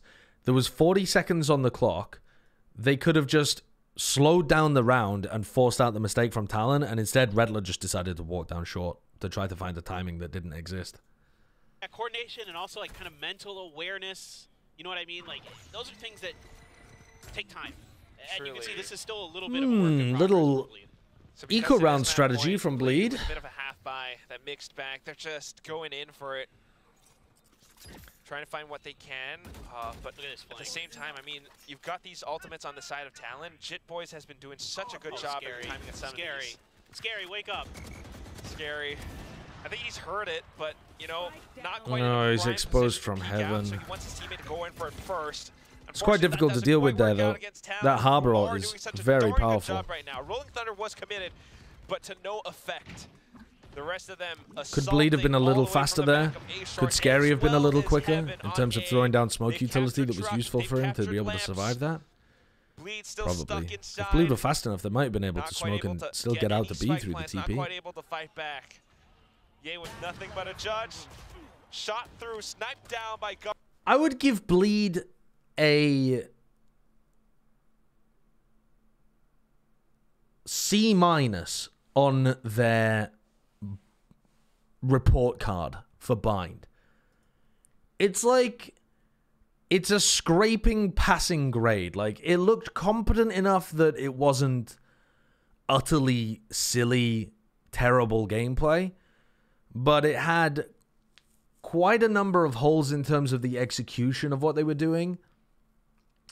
And even if they had executed it really, really well, it's probably still not an optimal comp for Bind. But yeah, I think they get a C- for that. It's a passing grade, but like, you shouldn't be happy about it. It needs future improvement.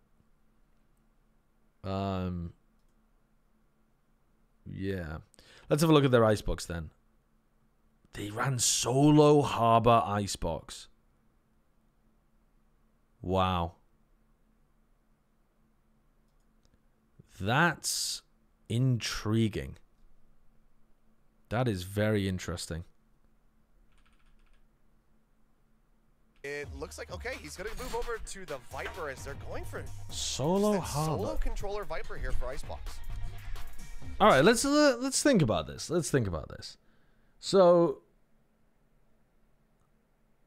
when you're running the KO Gecko, and you're doing, like, the A exec, for example, I mean, the Harbor seems good. The thing that this comp seems shit at with the Harbor is creating mid-pressure with the smoke.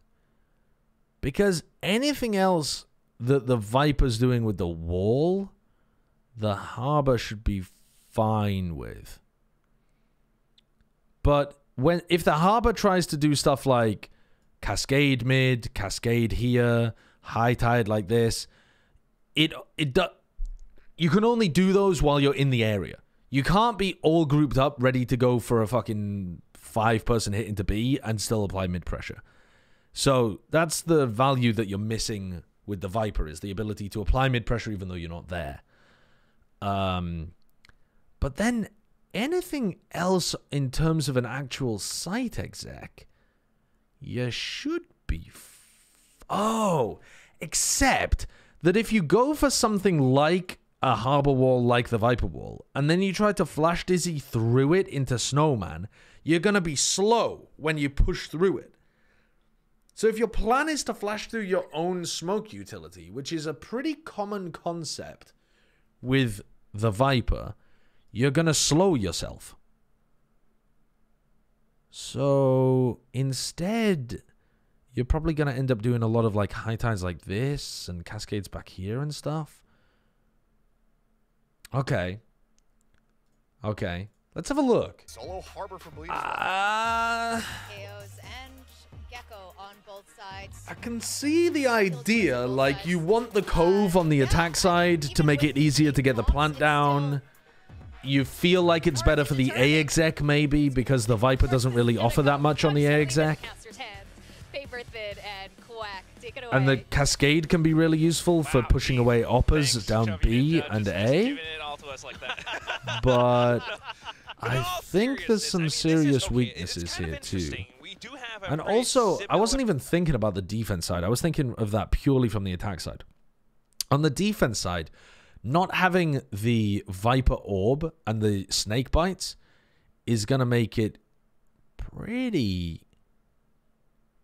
Well, yeah. You still have very good plant denial utility. Like, you still have the Fragment Grenade, you still have the Mosh, you still have Dizzy Apply Pressure and Nanoswarms on the spikes and stuff. But the Snakebite is so useful just to add to all of that stuff and make it really overwhelming. The Harbor is significantly weaker on the defense. Because again, if you smoke things off, like if you do a high tide like this, you high tide like this and you mosh to try to play retake on B, that's fine, that's all well and good, but you're never flashing through your own smoke to continue that pressure, are you? Like, if you high tide like this, you're not actually using your initiator utility to push past. Like, the Harbor is always drawing a line in the sand that normally you're able to get through because you play the flash comp. I don't know. It seems a little anti-synergy to me. It seems like you're trying to add too many good things to the comp that you actually end up PattyPan was playing that agent. Harming one of your win cons? Well, I mean, PattyPan is... Or two of your win cons, the plant denial and the flashing through smokes. But we'll see, we'll see. He's not your typical... I kind of see what Bleed are going for, though, but I think it's trying to be too greedy. More of a somewhat traditional... Still, I like the Gecko KO, and to be honest, most of this is not going to come down to the difference in the smoke. Most of it's going to come down to the execution of the Gecko KO stuff, I would imagine. Or reject diff. Effectively, because of the decay and things like that, but Talon's just going to walk about. Darion's got the high angle. Wow, Darion, what are you doing? Why is he pathing like that to try to get out of danger? Oh, under a lot of pressure, can't dash away, but yeah, he gets one, doesn't dash. With that Sheriff. His Harbor throws utility for him, but what the fuck was going on there with Darion? I think Ye got kind of stuck because it looked like they didn't have a good protocol for what happens when they get pushed. All over the place. Spike ticking away. And now the core remaining Bleed players fold. To get no fall damage? You can get no fall damage from that spot anyway, though. Too much. A quick round, a quick hit. Wasn't Ye suppressed? I think didn't the suppress wear off? Oh no, it didn't wear off. Sorry, I thought the suppress wore off at the end. You're right, you're right.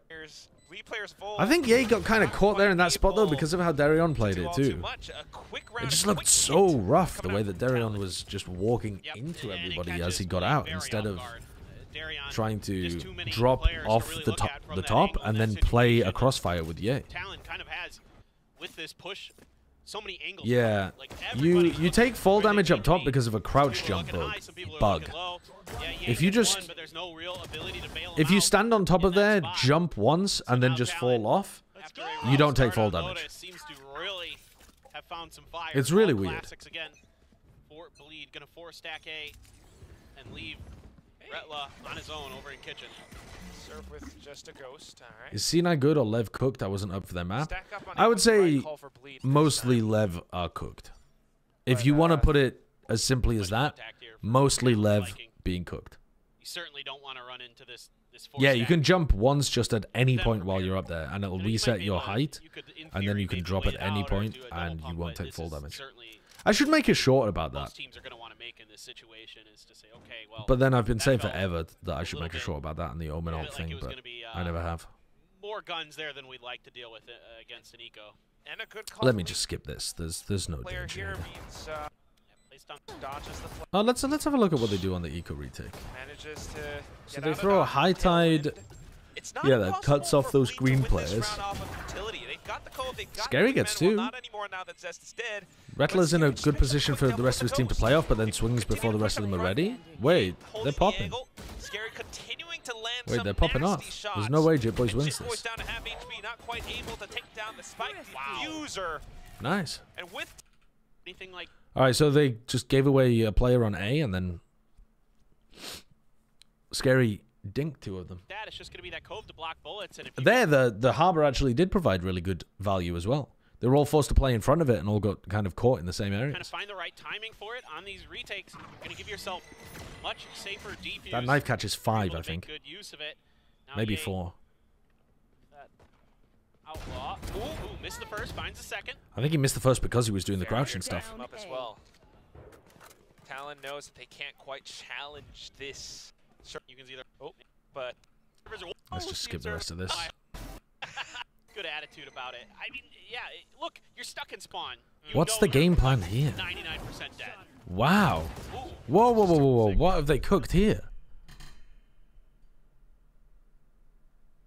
Right, so they're expecting the Dizzy Updraft combo to take B green control, and they've got a counter for it. At least he's got a good Dizzy? Good attitude about it. I mean, yeah, look, you're stuck in spawn.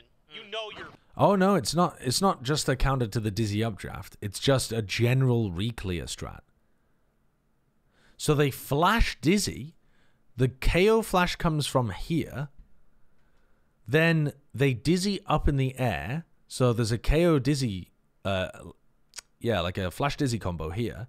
And then the Jet dashes forwards to try to catch somebody. Hey, that's quite cool. Like that. Like 99% dead.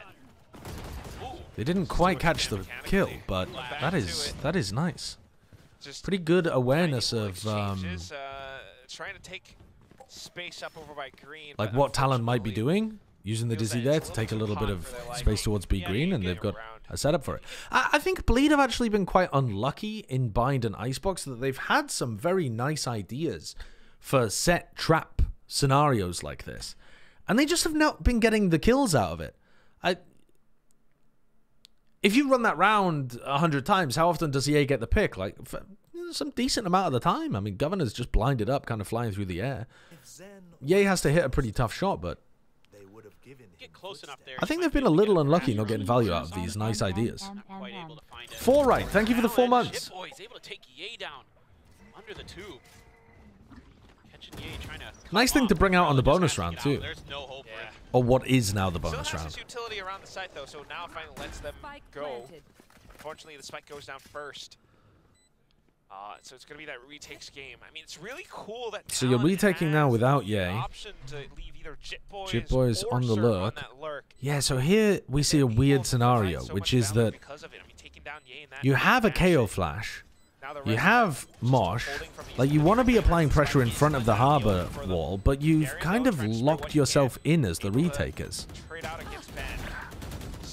They force out the first wave of post-plant utility, and then they throw the Gecko wingman on the defuse, so they're not just getting the wingman broken immediately, but Bleed weren't really able to apply enough pressure there. And that's the anti-synergy I'm talking about, because I think Bleed's comp in general wants to be applying pressure to the post planters, and when you wall like that with the high tide, you actually stop yourself from being able to do it very easily. Really nicely done. So I think that's where the anti-synergy is going to come from. Here. The Mosh is going to be Jimkin used, isn't playing sure for RRQ? Really? Really? So even if the code I didn't watch the RRQ game. really wouldn't matter. And there was also the Thrash that Cruz never had to invest, so he's going to be able to Give me a hang on to percentage that we that. see Zest is gonna Fnatic have his profit if they online keep as shitting well. the bed and EG Scary has disband the after this reckoning. year. So some big tools. It'll be in fun the to op. see where Potter goes That's if kinda EG something end you up always got to folding. be thinking about, no doubt. That is a very Arise, thank you for the very 34 dangerous months as weapon well. in I his didn't hands realize that you historically. subbed. Ducky LM, thank you for the new tier 1 sub Since as come over well. to Pacific, it I hasn't missed been both of your subs. as kind of destructive as you would think.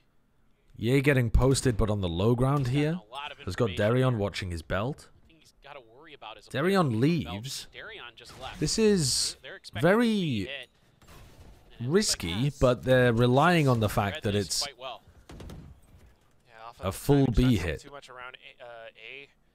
Ye is still just able to post up. Ye's The rest of the expecting team that the Killjoy kind of player over find towards A, and which would be the extend most their standard and control is of the map happening, towards this is B not going site, to go but aggressive. He's just Bleed are gambling. pretty much in position. I mean, it's good And now, as the anticipation plant coming comes from through, this team. Ye might High get tide at caught by right the time as lurk. well. There's a bit of a flash now from this team. High tide at the right time Yeah, as well. Darion getting caught by There's that a bit of push into flash, backside. But Talon are But at I the like ready. Scary's Thrash positioning. getting I think that's connected as good. well. Scary has to do it all on his Ye own. did not get caught by the lurk. Wants The to do it all plant on his is own. committed. Surf's now Able to push very, up very right now, far so that's away. the cove, but not quite able to take that But it's pull up only against Scary Ben. on his It's own. gonna be Ye with the operator left. Might not be aware that Surf is Yeah, right. I think there's like a macro problem there with Bleed in that leaving Ye posted on this line for so long is just not really doing anything. I think if you want to get your Oppa aggressive like this, there's a mid-round timing you can take to actually clear A with Ye and Darion. Because you're going to be playing retake a lot of the time anyway. But a lot of what lost them this round is that they weren't in a position to counter the Flash Dizzy combo into Snowman. Darion ended up getting caught. Even though Scary got 2, it just ended up being overwhelming. Right around the corner. He has no idea. He has Surf ban. Round. I mean, really, Talon has shown that they can always adjust and adapt, even when they are working against, tougher rounds. Although they did lose Lotus, they managed to come back towards it a little bit at the end. And now on towards Icebox, not backing down from a fight. They're in for Alarm this. bot broken Yeah, there. and look at this. Governor has an op with the Blade Storms in the back pocket. You got KO ult for Darion. So now Tools Scary for has to Viper's pick up hit. mid because the alarm bot isn't Zest there. never able to use that Thrash in the previous round, so still could be quite a back and forth with some of these ultimates. Yeah, in a spot where he Flash won't to get caught by the get some KO players knife. off an angle, give themselves a little bit Thinking about that when it mentally comes back online in more like 10 information seconds. there, as they heard some of those Okay. footsteps, they were pinging The out. KO knife's about to come back online and Darion's Ye's actually gone position back there. into position, so that's a bit weird. Readjust. Didn't like what they saw onto A, and they're going to be walking in to Ye's op. Let's see how they handle it. He used the Oh, dash to backed re-peek off. as well. He's expecting Yeah, that so- Dizzy. He knows he doesn't have much help. Heard it. All right. Ye's missed the timing here. I think Ye's like fundamentally misunderstood the timing as well. I don't think this is just like a small issue. I think he's really misunderstood it. Because Ban used his knife over towards... I think he used it A. I'm not 100%. I missed where the knife went. But as soon as Ban uses knife and you're a yellow player, you need to be thinking about when the knife comes back off cooldown, because that's when the yellow re-clear is going to happen, most likely, against a comp like this. Like, very likely they're going to be using the knife to re-clear. So, Ye popped his dash to peek B like 15 seconds ago, when the knife was nowhere near coming back online. And now, as the knife comes back online, they're coming to re-clear this position, and he doesn't have the dash to be able to work with. So I think this is a macro misunderstanding of what's going on. I mean, it is There's the knife. He dodges it, but he doesn't have dash. See, now would be the perfect time to pop the dash. And now he doesn't have it. He's in an awkward position. He's misplayed that But situation. very lucky for Talon as they push out. Viper's Pit deployed. I got the spike. And domain expanded. I don't know how Bleed is going to try to retake this. Just some blind sprays, but look at how Talon are. I think also he could really benefit from just having another player there. Like it's very common to play one player yellow and one player sight, so that the player sight can watch this, so that he doesn't have to back off and worry about being timing from this spot. But also a lot of oppers are just confident enough to op this and then check that every now and then in case they've lurked up with the Viper wall. I don't think it's optimal to back up completely and then repop your dash to get back on the angle. That's just, I think it's too, it's not exploitative enough. What was the New York Times linking game? Oh, Connections. It was either Connections or Strands. I'm a bit concerned now for Bleed because that Dizzy should have at least caught the attack. Yeah, there's a bit of a problem with how Bleed are playing this. Yeah, going to be kind of that leading utility that you have. It feels like they're trying to leave Ye on one side of the map and stack the other, but they're not thinking about what is going to happen if Ye ends up taking contact. Icebox was also one of the maps that Bleed played towards. That seems a bit weird too. They knife mid off rip here. Ban knifes mid off rip to try to catch the Killjoy who's putting an alarm bot down, but then they don't use... Jitboy doesn't flare his smoke. So they're not threatening... Like, if you pop your smoke here while the Killjoy is being suppressed, you're creating so much pressure in mid. Because they could be going for this lurk, they could be going for this lurk, they could be going up tube, and the Killjoy utility won't see any of it. Kickoffs. Yo, what's up, Deluxe? Did you have a good stream? On it, but it was also on this map that they kind of dropped to global esports. So some questions in my mind right you what, now. mate? They were the ones that left this map open, though. Talent picked the So attack. now they're going through mid. So it's up to Bleed. They know to that the really alarm bot adjust isn't there. around this. They have to show us that they have a strong enough defense. Oh. Back on the operator. Stun. Wow, nice. Okay, so they fuck it up with the KO flash a little bit, but otherwise, nice idea. Just surprises and bursts through. And that's off the back, by the way, chat, of breaking the alarm bot. If you don't break the alarm bot, you can't really go for that play. I mean, you can try it anyway, but it's better when the alarm bot's broken. Governor with the blades now at the ready. Hops on over through the high through the cascade. Punished by Scary. They do get through Good there. job as Scary tries to backpedal. But unfortunately, Okay, a successful mid to A play. Nice from Talon. The rest of the squad now. I think that's definitely a play that top teams could add into their repertoire. It's risky, but as a one-off, as a bonus round play, something like that, nice idea.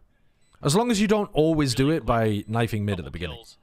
Because if you only run this play by knifing mid, and then you never knife mid outside of running this play, that's the hugest tell of all time. There's nothing you can really do. But if you sometimes knife mid anyway, or you try to break the alarm bot without knifing mid, or you run it anyway and just assume that you're going to be able to break alarm bot, then that seems like a good strat. Have you VOD reviewed PRX? No, I haven't yet. And I've only got another hour, so I don't think I'll get the chance to VOD review PRX, guys. I think we'll just fuck around a little bit before Americas begins. On the other end of A, we'll do the PRX VOD review tomorrow, I think. To create a little bit of KO jet or maybe after the games, I don't know. But the games are probably going to go real late again. So far, so this belt I would do the PRX VOD review if I had time, but it looks like I only have an hour. I've been pausing more than I thought. So dangerous, these positions that Ye wants to opt from.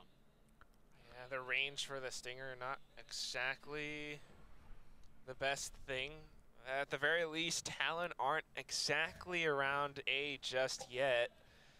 Ye's positioning is so odd. So he's getting flashed onto an angle, but this can't be comfortable for Ye here. The spot that he's playing. A little bit quicker, but Talon's been pretty good about. I would rather he did like a mid-round 2 push or something. Very interesting. That's a voice line cover. There it is. These B setups are so bad.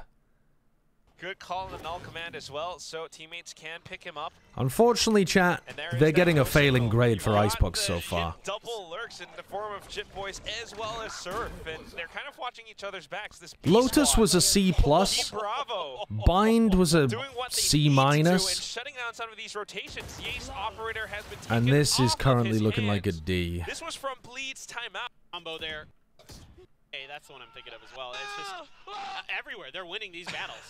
What do you hate about the A push from Ye? I hate the fact that he's so static in the rounds. I think that's the big issue. Is that... So he's not upping from a static safe position, like on top of Jenny or like from pipes or something like that. He's upping statically from a very dangerous position, and Darion is trying to support from very far back here too. They're not choosing mid-round. Like when Talon slow the round down in the mid-round, there's no response from these A players. They don't try to change angle, re-clear A, anything like that. They just keep Ye posted. And if the hit comes back into A, I'm not confident Ye's in a good enough spot to be able to get a kill, because I think he just gets cleared by Dizzy utility. And if the hit goes on the other side of the map, then either Ye is left alone and can't really have impact and is retaking with an op, or Darion's kind of tied down with Ye and they don't have enough to be able to, like, they don't have the Viper here because they're running the Harbor. They can't plant deny properly. They only have the Killjoy. It just doesn't seem to be a functional defensive setup. Okay, same plan. I don't see where the threat comes from. Like, what? As long as Talon slow the round down in the middle and then use Dizzy utility as they get close to a site, where's the danger? Bleed not making a move, and pretty soon, once more, it's that Alpha and Bravo. Like, here's the Dizzy in case Ye's playing over towards B. This time, though. And the other thing too is, Ye should be playing in spots where he can hold an angle next to some cover. When he hears the Dizzy being fired, he can duck back, and then he can pop his dash and get back onto the angle. And we saw earlier in the half the dash usage not being very good. And we're also seeing him play spots where I just don't think that he's going to be able to dodge Dizzies. And, like, tell me, if they Dizzy in order to take control of this section of the map, is Ye re-swinging into that with a dash? Where's he placing his crosshair? Does he place it here? With a Dizzy, they could already be, like, real deep. They could be pushing along this side as well if they Dizzy and they realize that it's clear. Like, I think he's just going to get overwhelmed in these spots that he's playing if he tries to timing the Dizzy like that. Ban and Governor are trying to pull off. Whereas spots around yellow, it's easier to do that. Spots around pipes, it's easier to do that as well. They can get around Ye.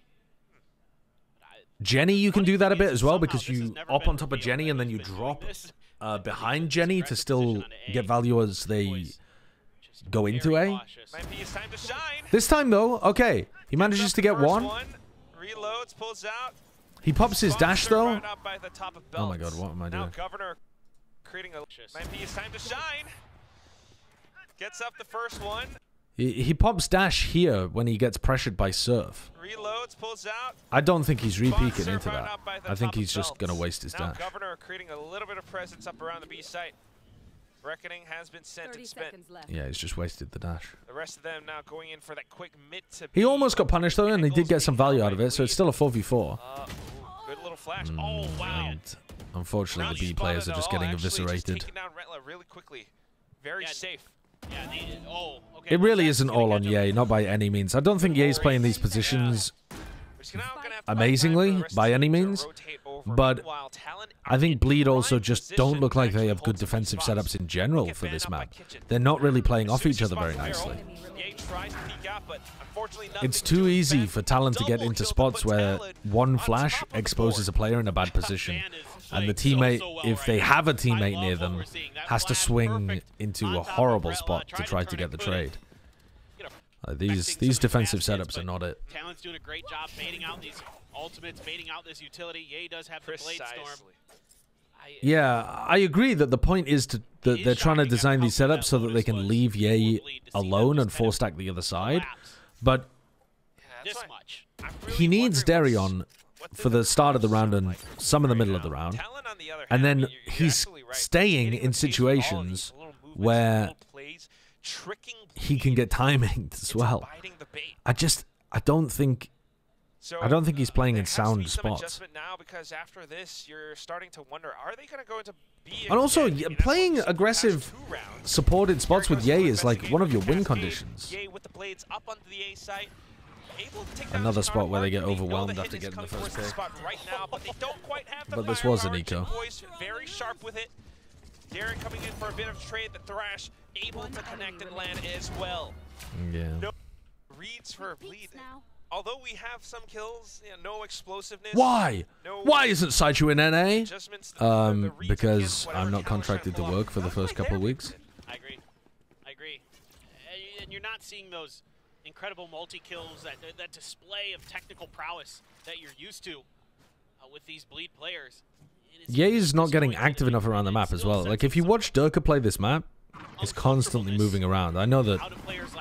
I mean, that's like old Fnatic being incredible on this map, but if you watch any of the top Jet players play this map, they're constantly trying to maneuver around, looking for the spots where they can have the most value. High tide blocking everything off. Oh, look at Governor. Lockdown just Zest with ult to try to get back in here. Huh.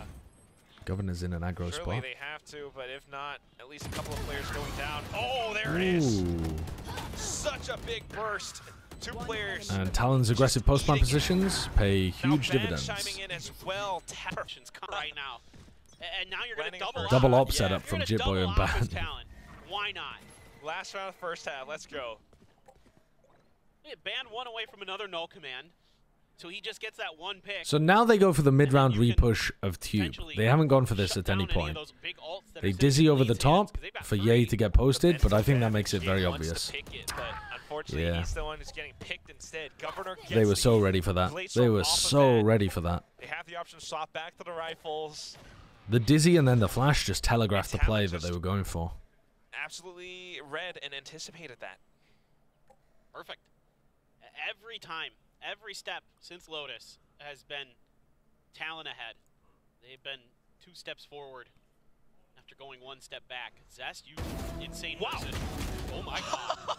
Okay, Zest just trying to make a desperation play. An absolute he can pull out the little something. Off so well for Talon. In terms of information on the map, great dizzy there. Lets them know Post-plant reflank they need to give up a little from bit more Surf. He's going to space, be able try to get make this one away take a little bit easier. from the KO Oh, pushes Surf, to you clear the high absolute- tide. alt. Oh yeah, I love it. Oh, no, he can't So here actually. we go. Fragment and Bleed are trying to do what they can, able to deal with the front side. Cove not now broken. Watching over onto the next. Scary sticks the defuse all the Oh. way, almost through, but Ben. They can't even win those Just rounds. Yeah, this is couple maps. pretty fucking tragic. Yeah, so, Now, I mean, they're going. They're getting an going F big for or their going home, icebox and you chat. have to. Absolutely right play, I think. Already across. Over. Ye should need a new team, I think. To the pipes, Nah, but I think their game plans on Lotus and Bind were Zero. alright. It just looks like Icebox is towards the bottom of their pool. They don't really understand how to set up their defense with it. And they're not being active enough with Ye. And also, I don't think Ye individually is playing these situations well Scary enough is either. watching the back though, so don't want to overextend all too much. Taking the bigger, wider Does Ban look better on angles. Talon Oh, than but he did on just smacked T1? down with the No, I don't Sheriff think so. Governor. Ban looked... There's a new sheriff in town, and his name Oh, is Talon sorry, Governor. sorry.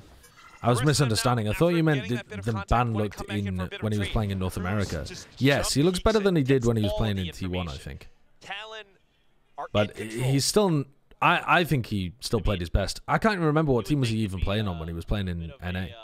A downgrade to go to a sheriff. Who did Ban play for again?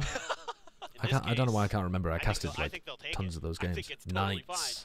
Yes. I'm like, Incredible. remembering that. I think that was still the ECT best, Pacific video where they're talking the about peak the outlaw. that Yeah, we've seen yeah. from Ban. That was a great video, by the way. I loved the way they put that Do you together. think pro Shout out Valorant to players the should be team that makes it happen. ritualistically Here we go. excused for pro? Yay. Oh, Wants to take the ritualistically fight down. executed. Goes up. Able to shoot down Ban. Governor in for I think a that'd make it trade. more fun, yeah. Now holding on the positions. We should Darian probably comes put back them up in for to adoption fight and as then well. ritualistically All execute. these fists flying, and it's going to be Zest who sticks the plant. Cruz now in position, but shut down by Darren with the ghost. A whisper. Are the Ye that stonks pulls down? Lead back into number 3. Yeah, Yeah. for sure. Oh, But I mean, it felt like Talon Yeah. was going to win that. With how much control of the map they had, with that opening pick from Governor, I'm really And disappointed with now how you he's can playing in start this map having personally. Because going even they do deeper. have some The level of economy gap, coordination you now have compared to the snowballing. last time on Bleed. If you're Bleed, And Darion having a really nice round I for really himself, just don't and think Ben he has the matching best idea of how little to bit- play Jet a little on bit Icebox. What Ben was doing on the other side. But Ban has had a wonderful map. He's 13 and Still 4. good. Yeah. Oh, But you couldn't tell that Shows previously that because the Bleed team aren't was so just, like, shit. Asleep. And Ye's definitely not asleep, getting that walk-up duel like that. Darren here to back him up. So a bit of that. But I think Ye played all right in map 1 and map 2 while he was playing Raze, though. But he certainly didn't look like he was anywhere near like a elite tier Raze player. He just looked competent for a middle level team, which is not what you're looking for with Ye on the roster. Has a bit of a pistol plan now. Interesting strat, And it works. oh, And it works. and then they come back around. This is like It's Unbox like they knew Ye? what the protocol No. would be. He was... It would be just the kill I don't joint. think you remember how That good his angle. stats were on Unbox. He was fucking farming on Unbox. That was the whole reason that he got picked up. It was because he looked like one of the best players in the world while he was playing with a very low level team. Every piece of damage that Talon does here is just... As soon as he moved away from playing Breach, he was playing a lot of Breach initially, and he was like OPIC on Breach sometimes as well. And once he stopped playing that, he was pounding. I think he was pounding a bit while he was playing Breach too. Do a bit more damage. Bleed slowly thinning down in numbers. Wow. One Jeez. enemy remaining. All right, Ye swapped on over to the Ghost, just protecting the spike with his. Hey, that's from... So even if they go on an eco, they lose this round. Could have a game-changing ult. And what happened to that glass? It's half not a full comp diff though, It's chat. gone. If Reddit is calling Well, this it's match a now comp Talon's diff, glass. that's Not so Bleed's glass wrong. anymore. It couldn't be more wrong in my opinion. Hello. How you doing? You're just making gargoyle faces at me from the doorway. You're good at them. You're very good at them. What? Do you want to be bad at them? No, you're telling me I look like a gargoyle. I'm telling you that when you try to look like a gargoyle, you execute on it to perfection. That's success. Because I look like a gargoyle. You don't look like a gargoyle all the time, but when you try to look like a gargoyle, you look like a gargoyle. Well done. Would you love me if I was a gargoyle? If you were literally a gargoyle, Yeah. a stone guttering on top of a building, would I love you? No. Don't do that. No, we're not going to address that further. We won't make the obvious joke. But you would. You would definitely love me if I was a gargoyle. Yeah. Yeah. There'd be a lot of gargle. No, sorry, I said I wasn't gonna make the obvious joke. Sorry. Sit in the dark. Thank you. You okay? I don't know. I'm very tired. I'm going to go lay on my little mat and then read for a bit. Okay. I started watching Wild Wild Country again. So good. Yeah. Bonkers, but yes. Yeah. Okay. Good night. She's just continuing to make gargoyle faces at me. No, I'm not. Don't lie to the internet. Yes, you are. They can't see, but it's absolutely true. Okay, sorry, chat. My wife needs some attention. I'm going to go and give her some attention for a second. I'll be back in a bit. Where'd you go?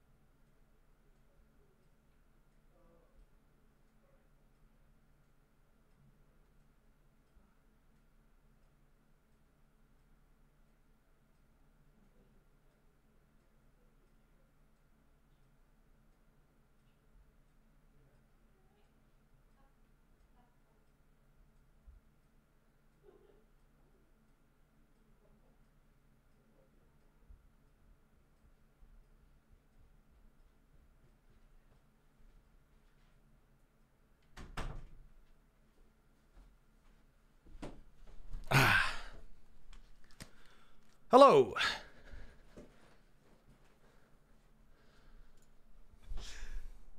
Talon glass from Okay. the Talon team capsule. I'm back. That's right. I All am it took back. Was that moment. That was What the hell was I talking about play to in show this us the round? capsule. I can't I'm gonna remember. play play the opposite whatever, of doesn't matter. right now. I mean, devil's advocate. Bleed, Yeah, I'm you know, fast. with that round from before, World's some of them are on pistols, speediest so they get to buy man. they've got the rifles. If they can convert Women this love to it. the bonus, perhaps you might be able to see some more rounds coming from them, and then maybe you have a bit more of a shot. And not only that, that would instill a lot more hope and confidence in the rest of the teammates. And all it took was one player to Oh, I make didn't it turn the happen. lights back on. Sometimes that's what you need. Yay, going in for some of these duels that way. Once the rest of the team sees that, all right, he's doing it, he's putting in the effort, he's putting in the work, I got to do the same thing. There we go. Look, I have no... Oh yeah, I said that it didn't make sense to call this a comp diff. Yeah. I don't think this is a comp diff at all. I don't think the comp diff has even really played into it very much. It's a game plan diff for Icebox and an execution diff for Bind. Now there's a green wall in front of Bleed. They can't break through it. 10 seconds left. Holding some of these angles. Good shot. No, scary up on What a way to get the trade. line. He doesn't have enough time to win the round though. God, watching this game live would have killed me. Because I was given some false hope with Lotus and Bind. And this has just been tragic. He said he was back after he won Ascension. I mean, he was good early. He was. Besides Old Fnatic, which teams have the Pretty best good Icebox in I mean, history? he's been the best player for Bleed. Hands That's down. kind of difficult to answer because Old Fnatic But were it's him and the IGL so look to good. start. Since then, it seems like he's not Um, really able to kind of keep his grasp on the map. I mean, And Loud were that's pretty good with the Harbor huge Viper credit comp to too, but Talon and putting Cruz back Fnatic into the were leadership role, better. knowing that he Who are has the a other ton of great that Icebox experience. teams? He's been there, done that, and he's able to keep his mental in check through 3 maps. That's really what's happening right now, and it just feels. I don't really think great there if you're on was Talon right now. That's why a Surf is team popping that off was because incredible here. ex-teammates, once again, Unless I'm misremembering. all the space. Bleed. Ooh, bit of a blind spray catches an unsuspecting Jin Gambit Boys. used Now to play Bleed, Liquid really close on this map, I think, a lot. although they lost the previous round, still very much in this race. He just got the nanos Asuna on the the ropes? Yeah, I mean, Asuna was spikes. You famous gotta for play up playing close this and map and personal here thriving on as it, Bleed. but Don't have any I other don't think close anyone play really utility, was.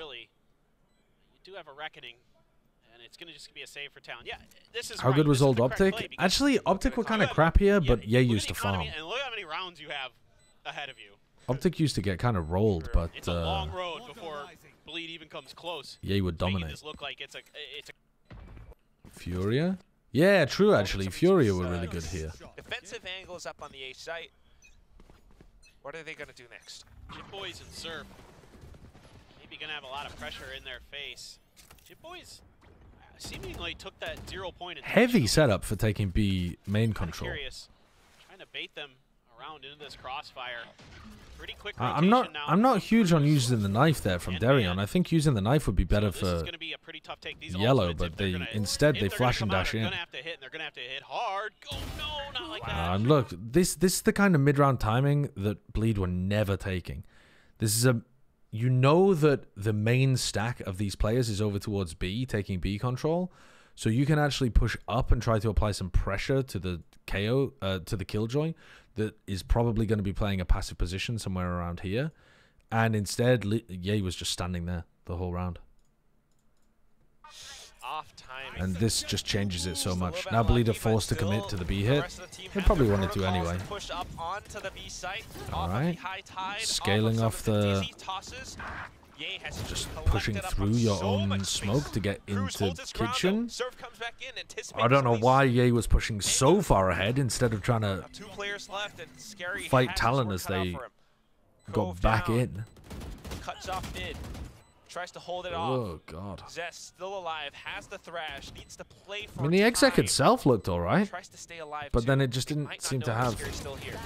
Oh, but then another the layer sudden like what peek they up wanted to do in the Surf. post, or Crouches, not quite able to an connect idea the of shot. how to And a set up 1-on-3, crossfires not quite doable for Zest. He just to peeks deal with out, Talon.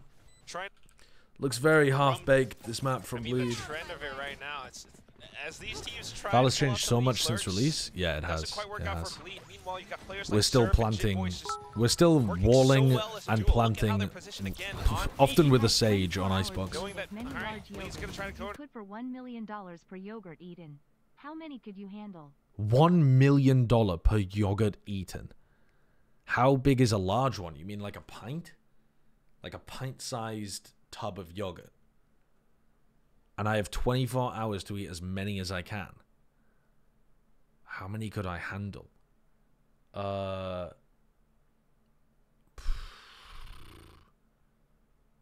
In 24 hours? I don't want to be greedy. Like, I'd probably stop at 10.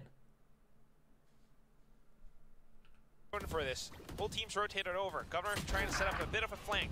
Ye with the angle now hops up and finds Ban with his knife. Bit of a flying knife. Yeah, 10. I mean, I don't need more than 10 million. I don't need 10 million. I don't need a million. Player as he tries to shoot out. Darian holding the angle, turning this firefight into an advantageous one for Bleed. Surf. I do? No, you don't. You don't need 10 million.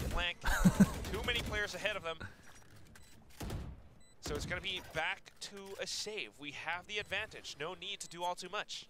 Yep.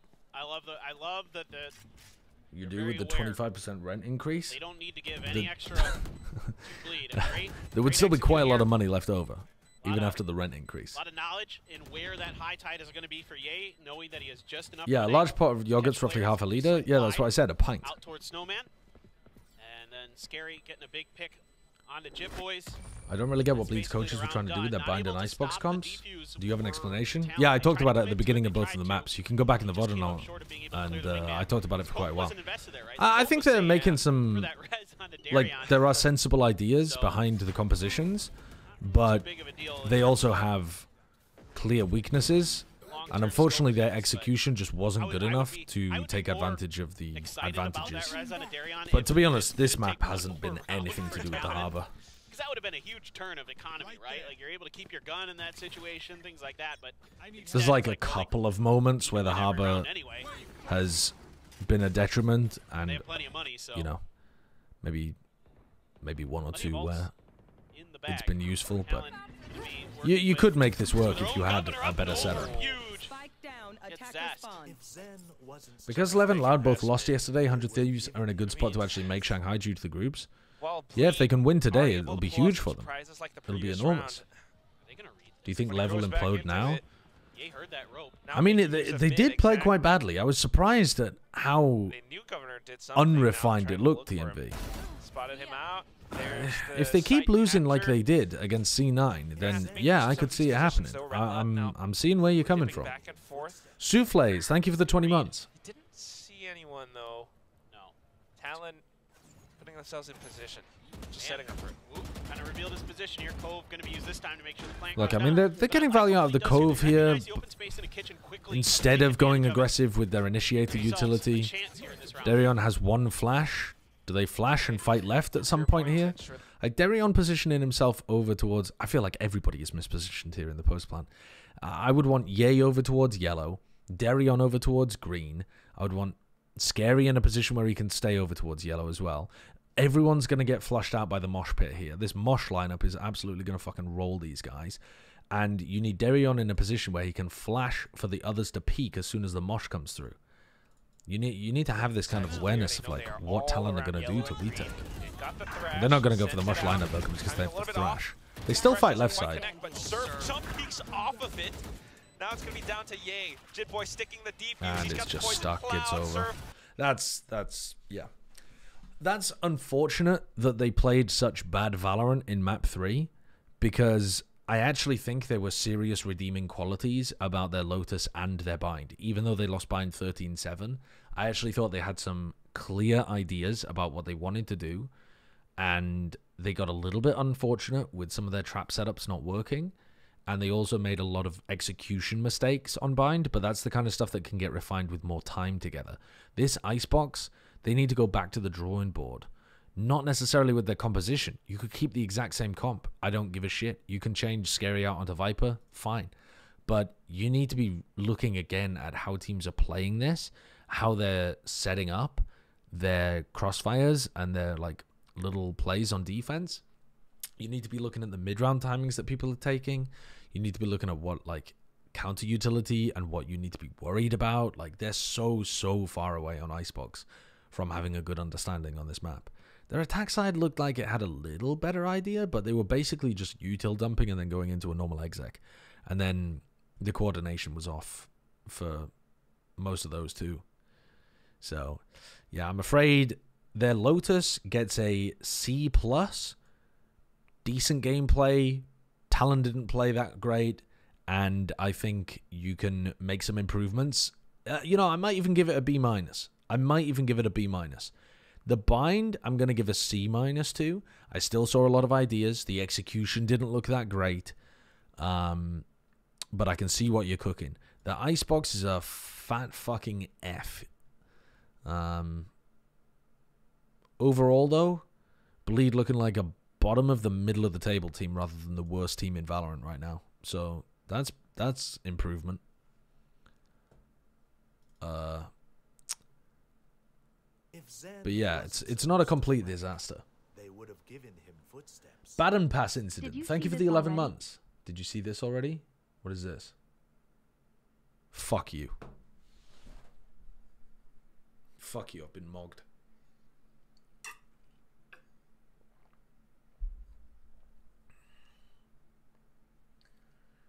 What the fuck happened there? Oh my god.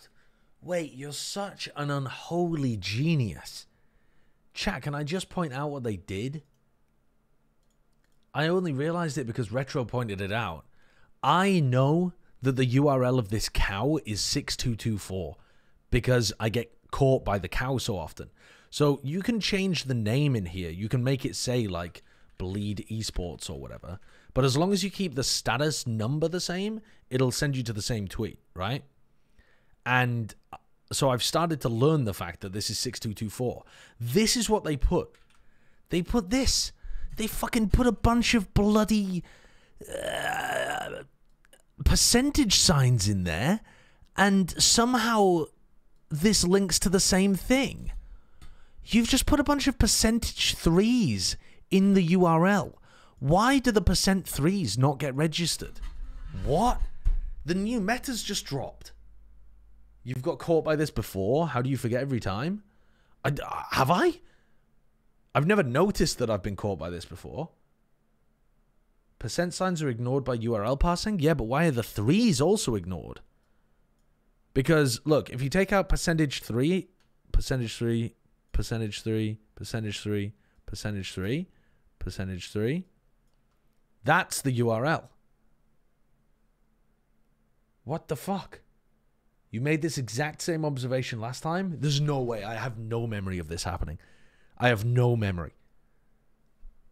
Percentage 3 means space or something? I thought that was percentage 20. Dude.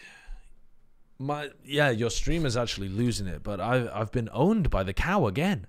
God damn you, Martha Stewart. God damn you, bovines. And god damn you, chat.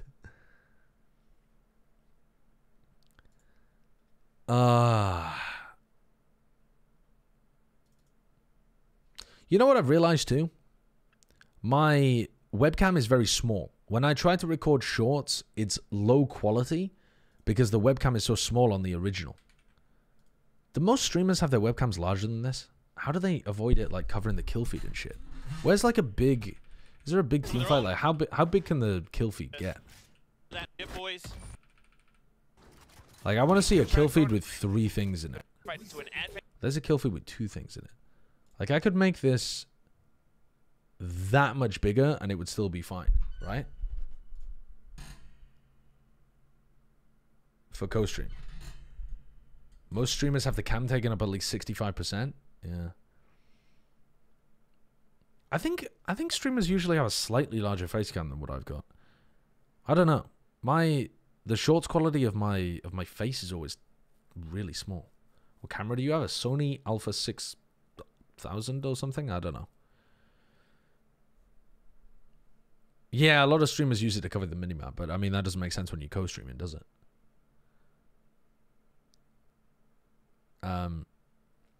Anyway, I'm not going to do it. Look, that does make a huge difference. Anyway, I'm not going to do it. Right, we need to buy some time before Americas begins. Actually, Americas kind of begins like right now, doesn't it? Begins in 31 minutes, and the pre-show is going to start. We could chill and watch the pre-show. Vibe a little bit. They're going to go live in 1 minute and 25 seconds. Do the Tradle? Yeah, I could do some of the like Tradle, Worldle kind of things. The title is G2 versus EG by EGG. All right, let's do some. Let's. What do we want then? We've got the Tradle. We've got Wordle. We've got Worldle. We're fucking popping off here. Let's start with the Tradle. Tradle. Okay. Why does it say undefined? That's not good.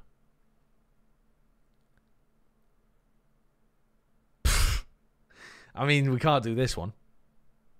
They have a $21 trillion export economy, and it's all undefined.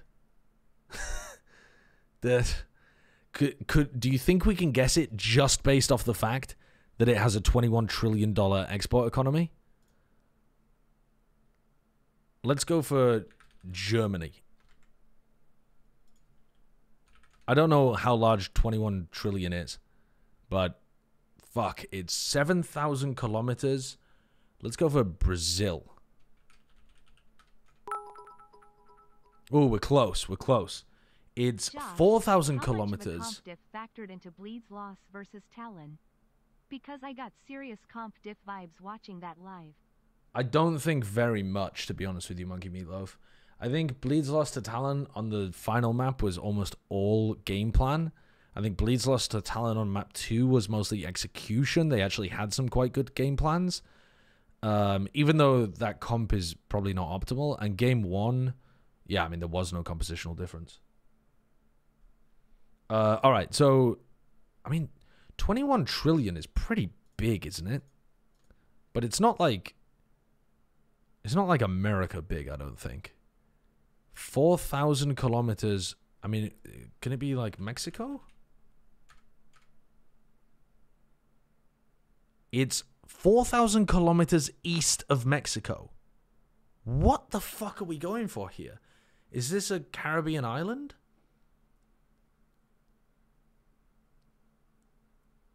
Is this like 4,000 kilometers? That's pretty fucking far, isn't it?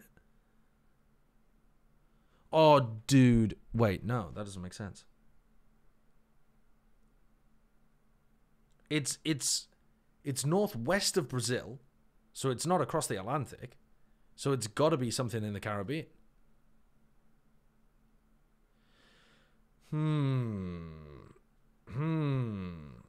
If Egg 1 is so good, why didn't they make Egg 2? That is good. That is good, Retro. That is good. Okay, what the hell is this? Is it Cuba?